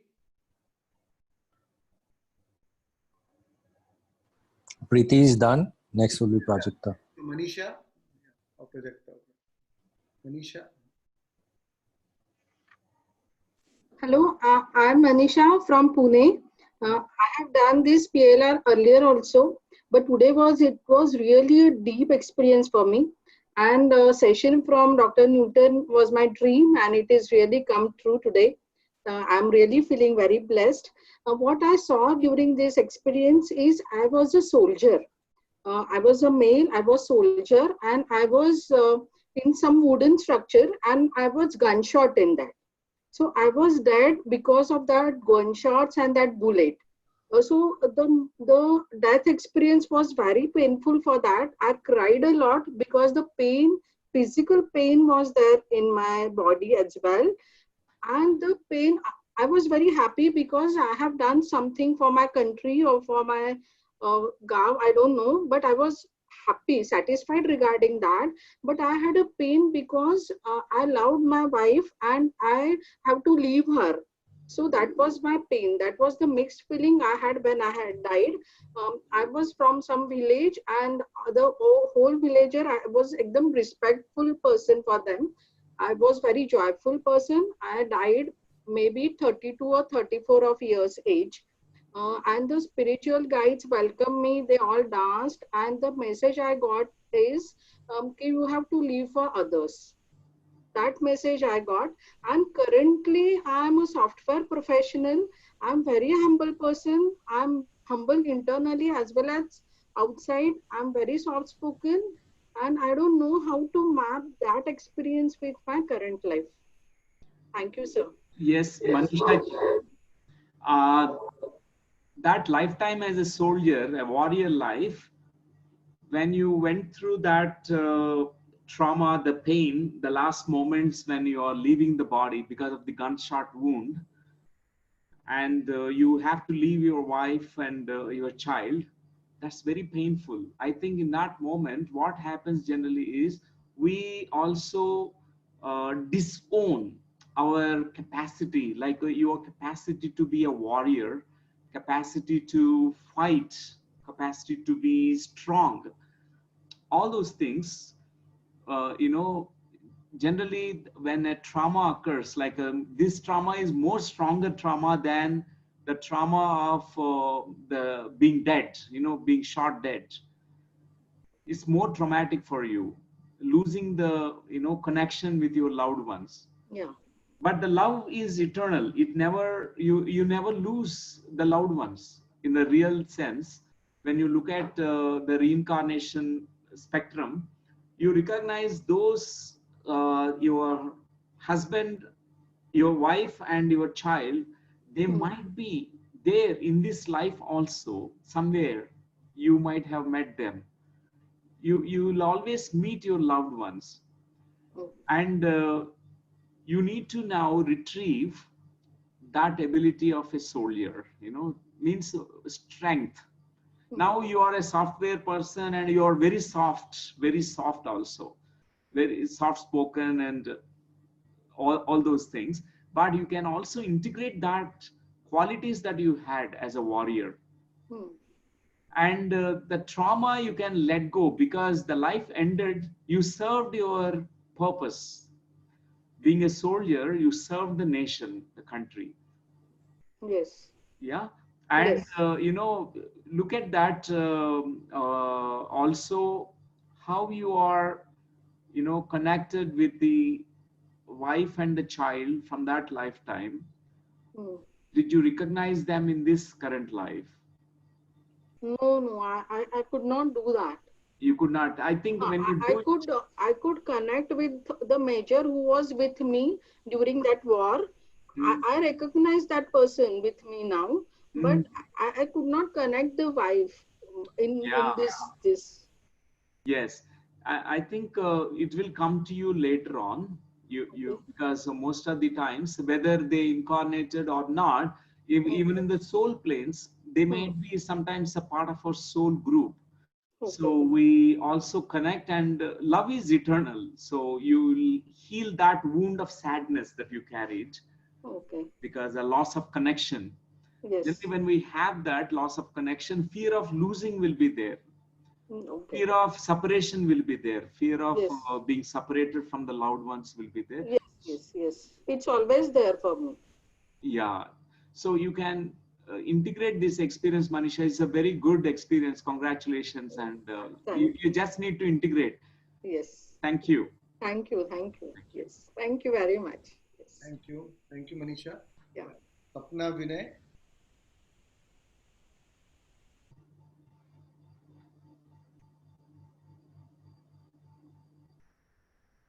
Dr. Newton, I mean, whenever you would like to leave, please just Let No, us no know. problem, Shreans. No problem. I'm there. No problem. Okay. Yeah, or maybe Karishma Jain.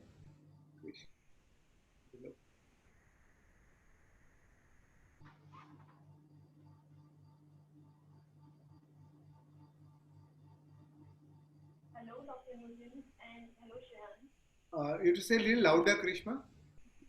Is it better now? Yeah, better. Hello, Dr. Newton, and hello, Shreans. So my question is, I am scared of violence.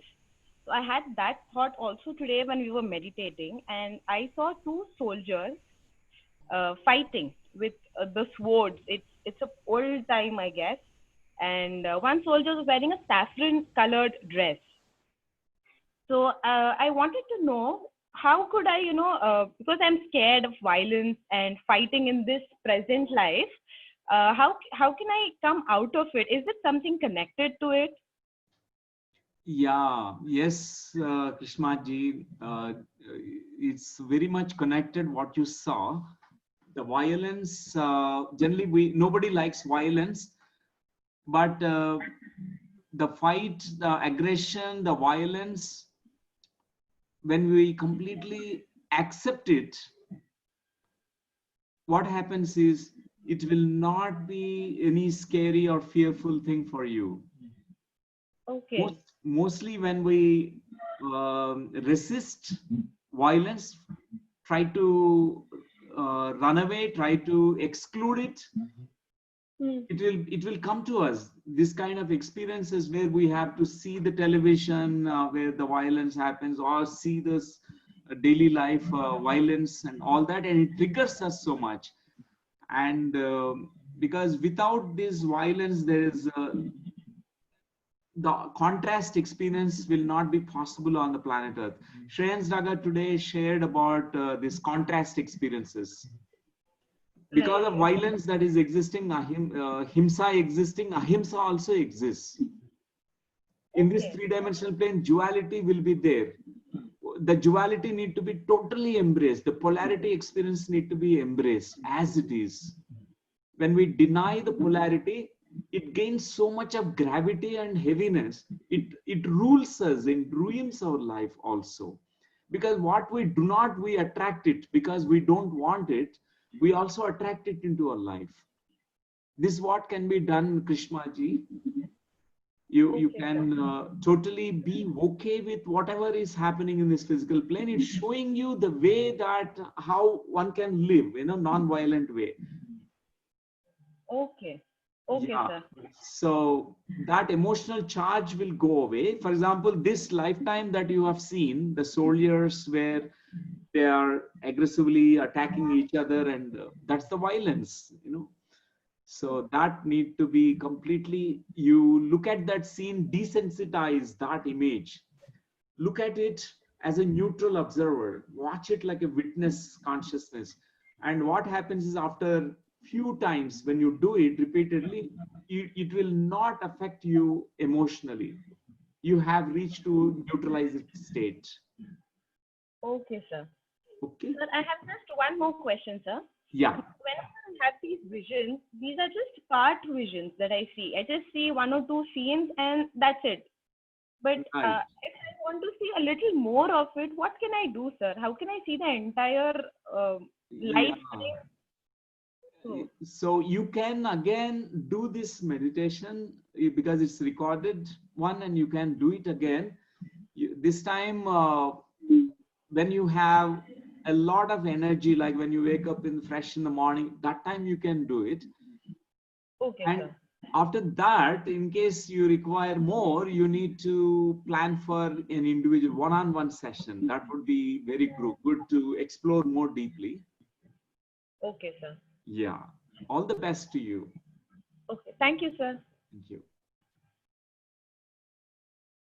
Yeah. Puneet Sharma. Yeah, hi, Shreans, and hi, Dr. Newton. First of all, I would like to give compliments to your good smile. It feels very good and light, Dr. Newton. Your smile and your wife's smile makes me feel very light. And also, Shrans, I would love to thank you for conducting these kind of sessions, and it's absolutely free, because I know it costs around 2,000 to 3,000 per session. And so very so much compliments. And Dr. Newton, I couldn't see my last life self after I passed from that tunnel. That is one thing. And just I could see the big feet, almost of 1 feet size. So big feet were there, and then there was phone call, and I couldn't concentrate after that. And next thing I wanted to ask that about your university. Can we be part of a distant learning, because it's not possible for us to commute there due to this lockdown and all. And so I want to be part of your quantum life university, and that too I want to take a kind of a distant course, correspondence course. And another thing, it's bothering me. I mean, it's kind of three years now.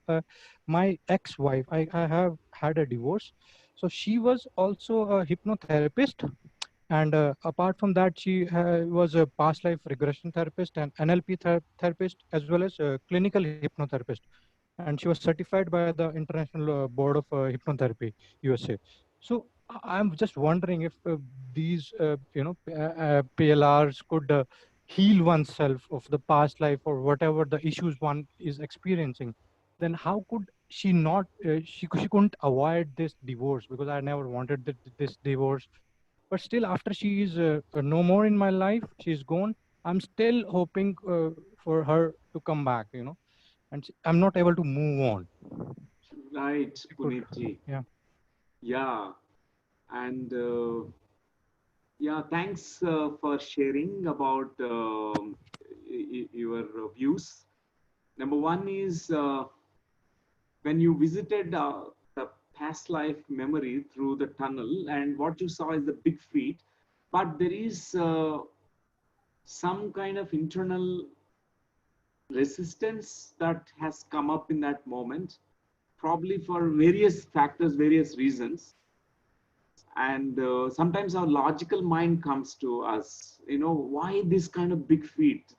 These feet I never seen, so huge feet. And sometimes our logical mind analyzes, and that moment we stop that experience. Punitji, you can again do it uh, in very comfortable, very secure, and at your home, taking out 2 hours of time, and you again play this video and go through that experience again. This time you can explore, definitely. And second is, yes, Quantum Life University, we are developing the virtual space also for the distance learning. I know the world is moving in that direction now, and definitely it will be possible. Very soon it will be there. So we Okay, are great. developing that different courses online.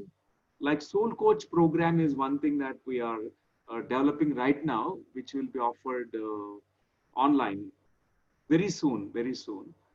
So you are most welcome to always learn, participate in the Yeah. courses.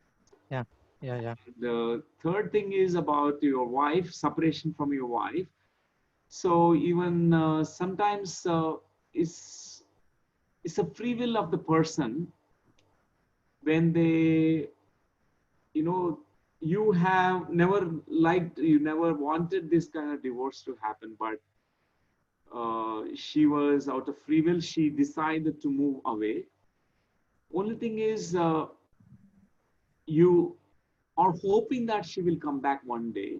What's more important is acceptance. There's sometimes when we don't accept the truth, and it's too painful. You're carrying a lot of pain, and why it happened, and it could have been avoided, but sometimes here the physical plane is the plane of free will. every individual has free will, the choice, and it need to be, it will be operated here, it will be operating, and it will hurt people also. And what you can do, Punitji, is to totally accept what happened, totally all the pain that you felt, whatever the grief that you felt, whatever that sadness that you stored in your heart, that need to be completely dealt with consciously, because sometimes we push it down with our reasoning, with our logic. Sometimes it is not dealt with. We carry the pain for such a long time. It's not needed. You can end the pain by this process, like fully feeling it in meditation with awareness, and you can deal with that memory and let it be totally, completely gone from you. And one day if she returns to you, that's really good. That's, you can always welcome that.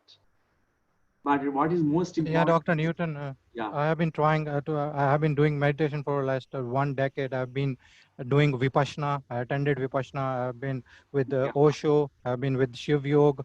I also got to know that she's married now just last month. And she's so still after knowing that she's married, she may get a divorce after that and she'll come back. So these kind of thoughts are coming in my mind. So I was still going through with her website that is lifebeforelives.com. So again, those anyways, I'll try my best, Dr. Newton. Thanks very much. And definitely this meditation that you're doing is supporting you a lot. And also what is important is dealing with that particular emotions, Punitji, because sometimes we have a strong denial of, you know, feeling those emotions. Fully feeling is healing. When we fully feel those painful emotions, because they don't have really a reality of their own. They just get those emotional energies, they get dissipated, dissolved. So next time you can try that in your meditation. So whatever the pain that you're storing in you, even you can feel it in the body, feel it fully in the body also. And then continue with awareness. Let it be dissolved through your consciousness, through your awareness. And it totally goes away. Like what Buddha says, this too shall pass away. This memory is already gone, and totally accept the fact. There is a master, and she was a doctor also, Dr. Elizabeth Kubler-Ross. She said, whenever there is a painful event that occurs in our life, we go through what is called 5 stages of grieving process. And if we try to bypass these 5 stages, we sometimes get into more depression state. Sometimes we get angry. So she said, the first stage is called denial. Generally, when any trauma occurs, we deny the trauma. We say that, oh, it not happened, or it should not happen, or we defocus ourselves and focus on something else. Second, she said, is anger. There is an anger that comes out after denial, and it's natural, but it's so important to be angry also. It's okay to be angry. The third thing is in the grieving process is negotiation, bargaining. So like, oh God, I'm ready to do, oh universal forces, divine forces, bring my wife back, and I'll be ready to do anything for this. You know, that's called negotiation, or what is called as we try to bargain because the pain is too much to handle. And the fourth thing is called depression, when we enter into a depression. And the fifth thing is called acceptance. We reach to a place of acceptance. So please check that beautiful research conducted by Dr. Elizabeth Kubler-Ross. Any trauma that we carry, it can be dissolved, because that relieves you so much. Personally, you can move forward in your life. Thank you so much, Puneetji, for sharing. Thank you so much for the Thanks. insights. All the best for you. Yeah, thanks again. Thank you, Puneet. Can we try Swapna Vinay once again?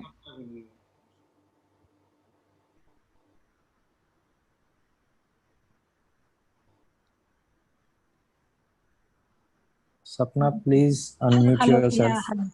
Thank you so much. Thank you, Shreans, and thank you, Dr. Newton, for the wonderful session. I've attended last time too, and last time too, I couldn't see my past lives, only few glimpses, but I went into a state of trance. But today, after the session almost ended, when you were asking us to come back to our body, by that time itself, I was completely aware of my physical body, but I could feel vibrations from the bottom of my feet till to the top, like I mean, a lot of vibrations.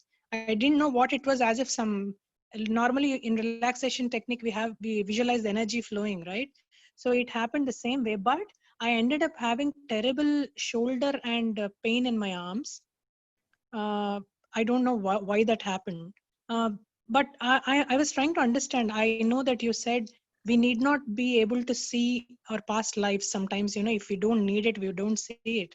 It so happened that in one of Chandra's session, it was not a past life session, but I happened to sit and meditate. And 2 times I saw myself as a Tibetan girl, a very small girl, right from the baby age to, a very cute girl of like around 4 years or so, and a woman, I think. And I saw some Tibetan dolls and all that. But this happened in two sessions. But after that, I could never see my past life. But I usually, when I sit in meditation, I see a lot of faces and a lot of glimpses and somebody talking to me, angels, flying or things like that. But when I particularly wanted to do it today, I again went into that sleep or trance type state. So is there something that I need to do to access my past life, or what is your suggestion, sir? Swapnaji, that's in meditation, several experiences we do get. For example, today in that altered state of consciousness, you access a lot of cosmic energy. There is Nadi Mandala Shuddhi that started happening. Whenever this stage of Nadi Mandala Shuddhi happens, there are going to be certain unpleasant sensations in the body. Apart from pleasant sensations, that's what you experience. So that's very natural. Any kind of these kind of journeys, like a regression work, or could be even astral journey, astral travels, anything that we attempt, sometimes we do get these kinds of body sensations and experiences in the body. And the second thing that you shared about which you access past life memory as a Tibetan girl, you can actually revisit that lifetime in meditation, because sometimes more than guided these kinds of past life sessions, the best past life explorations will happen for many in meditation, because you are actually going to look at that Akashic record where you open that past life memory. All the significant memories will be open in front of your eyes. So you can meditate at least for a few hours per day, Swapnaji. That's how you can build your own energy levels, because we need to have a strong astral body which is crystallized for accessing past life memories. Because when it is by PLR guided sessions, it's a kind of group energy that always works. But when you're doing all alone, your voice is a little bit breaking, sir. When you can build your astral energy more through meditation, and it happens to you, definitely that might be a very significant past life, the Tibetan lifetime, you can access it again in your meditations. Okay. Okay, sir, one more question is, can I take this past life regression online through Quantum Life University, like the program? Yes, whenever we're conducting, you can take it. Most welcome. But before that, you can attempt meditation and access on your own past life memories. Okay, cool. Thank you so much, sir, and thank you, Shreans. Beautiful service and totally moved. Thank you. Thank you. Rishabh, I have to leave. If you are there, then I can leave. Rishabh? Yeah, no issues. Okay, Dr. Newton, I'll take your leave. Okay, Shreans, great. Thank you so much, Thank and you. thank you, friends, and thanks, Dr. Newton, for so much of your time. Thank you so much for staying so late. Thank you. I'll leave. Next, Shefali Singh.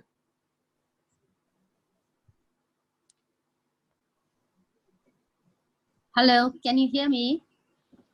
Yes, Shefali ji, please. Good evening, I'm Shefali from Gurgaon. Yes, please share your... Yes, thank you so much. Today is the first time I am dealing with something like this. And so when I came out of the tunnel, I saw myself at a meadows across the place with a lot of small flowers around, clouds in the hills. And when I looked down, I saw my feet, and I was barefoot, a little girl of say between 5 or 6 years old. And then I saw myself walking into the little village in the foothills. There was no one around. I couldn't see anybody. When you said to connect with people that you may know, I couldn't find anyone. I couldn't come across my death or any angels or ascending masters helping me in any way. And then when I came back as into my mother's womb as a very happy baby, cuddled up, safe, sound. Came back into the new life, into the life again, a very happy childhood, happy girl, and I'm the same now. I really don't know how to relate it. Though I do find myself the same way now also. I'm surrounded with lovely people, but I find myself absolutely alone.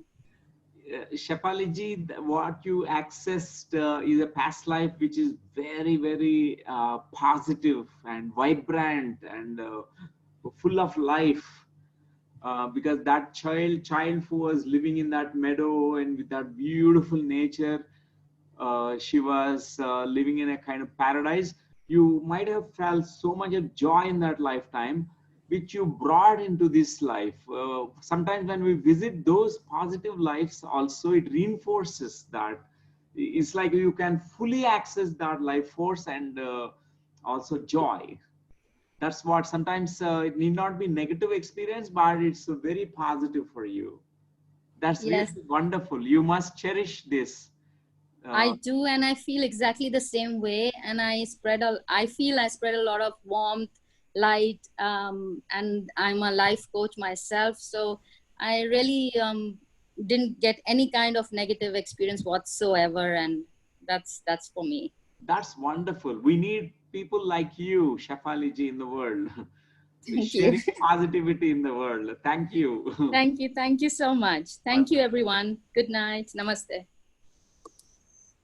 Sal, peace.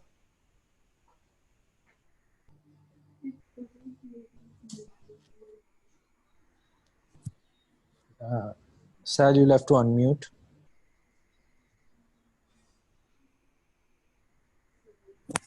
Sal, you'll have to unmute yourself. Okay. Conscious Avi.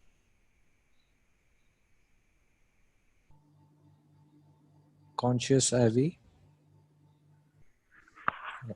Hello, Namaste, Dr. Newton. Thank you, Rishabh ji. I'm Pallavi from Columbus, Ohio. I spoke to you last time as well. I am just very grateful that I got this opportunity again. So last time also I had a similar, but this time it was a little bit more detail. Last time I had just seen 4 spirits with like an energy ball, 3 or 4 spirits with an energy ball. And this time I actually was excited. Well, when I was in the session to begin with, I was relaxed and I was fine and I was expecting nothing. And once you said kind of go into your childhood, that was very pleasant as well. And I saw my grandmother, who I love very much. I lost her. She left her body. But once you said you're going to imagine yourself in your mother's womb and all that, I felt the warmth of the womb. But when I came out, I felt the coldness, and I want to say I imagined I cried. I didn't remember. And then once you said, go into that tunnel of light, I was so excited to go to that tunnel of light or that light area. I was very, very excited. I remember being very excited. And then as soon as I went into that light, all I could see was there were like thousands of, I want to say people, I don't know, but there was this one big light thing. And then all these people were surrounded, and they were almost flying position. I want to say in a way they were holding hands, or they were almost touching hands, but I couldn't tell if they were holding hands. And then you said, stop yourself in one of the past life, significant lives. I think I saw something, but I'm not sure. I couldn't see if anyone was sad when I died. I couldn't see how I was. I just remember a lot of red land, a lot of red dirt as well. And after that, again, I was very excited to learn what I was supposed to learn, but I didn't get any message about that. So I just wanted to hear your thoughts. Yes, Pallavi ji, is wonderful that you could progress more this time, and you could explore certain things like one is the childhood womb, and then into the past life. I think right there inside the tunnel, you could start accessing certain things like the crowd, people, a lot of people there. I think something related with a lot of people, and the land, which is very red in color. And also, I think you are tuning more now. When you do attempt again, this time I think more and more will open up, unfolds. And can you tell me something about this crowd that you saw when you entered into a tunnel, and a lot of people surrounding one person? Can you say something more about it? Yes, I just remember seeing one, like a light, just white light, and around it were all these. I want to call them people. Maybe they were angels. I don't know. They were almost flying. They were flying, but in a circle all around, and they were like, it was just not one row. It was just several different rows. Like there was no end, there was no beginning, kind of a thing. But I could just see like just a part of it. I couldn't see all of it. It was just beautiful. I thought I was one of them or something like that. I'm not sure. Actually, this is what is called between lives experience, interim life experience, because when we are in between lifetimes, we reach to this place. We may call it as a source or higher realms or astral planes, but this is the place. It feels like home. You belong there. Because it's like truly home. Absolutely. I did not want to leave that place at all. I did not. I was like, I don't want to go. I don't want to go. I remember. Yeah. Because that's the most significant experience in this particular session for you, because you needed that connection with that home feeling that you always carried in your soul, and you are one of them. You belong to them, and that group of all the angels and which are surrounding that great light, the source light. I think you're one of them, and you came here for a mission and a purpose. Definitely, sometimes there's a higher purpose that we incarnate for. And the second thing is accessing the past life. I think this is more significant for you, this experience today, rather than more going into the story of the past life. That's why your consciousness did not much focus on it, except for a few details. So the next time, I think Pallaviji, it opens for you more and more. Yeah. Sometimes there is something called golden hour. The first 1 hour, we access what is the most important for us. After that, our consciousness, it completely comes back into the present moment. It won't stay there. Yeah, that's what it is. Thank you for sharing. Thank you. Thank you. One more clarification I would like, if that's okay. Sure. So how do I find my purpose? Meaning, how do I know that this is it? When would I know? Or I'm sure I would know when I know, but you know, how to travel in that path and figure out. Yes, you can initially create purpose, Pallaviji. Okay. Before you come across the grand purpose and the big picture and soul plan, where the soul plan is also partly your mission and purpose in this life. So before that, you need to always create several purposes, you know. For example, a purpose, the meaning for next day, tomorrow, week later, or 1 year ahead. But in your meditations, definitely what happens is your heart is the gateway for the dimension unknown, because through that intuitions that we awaken through heart center of us, we also tap into that.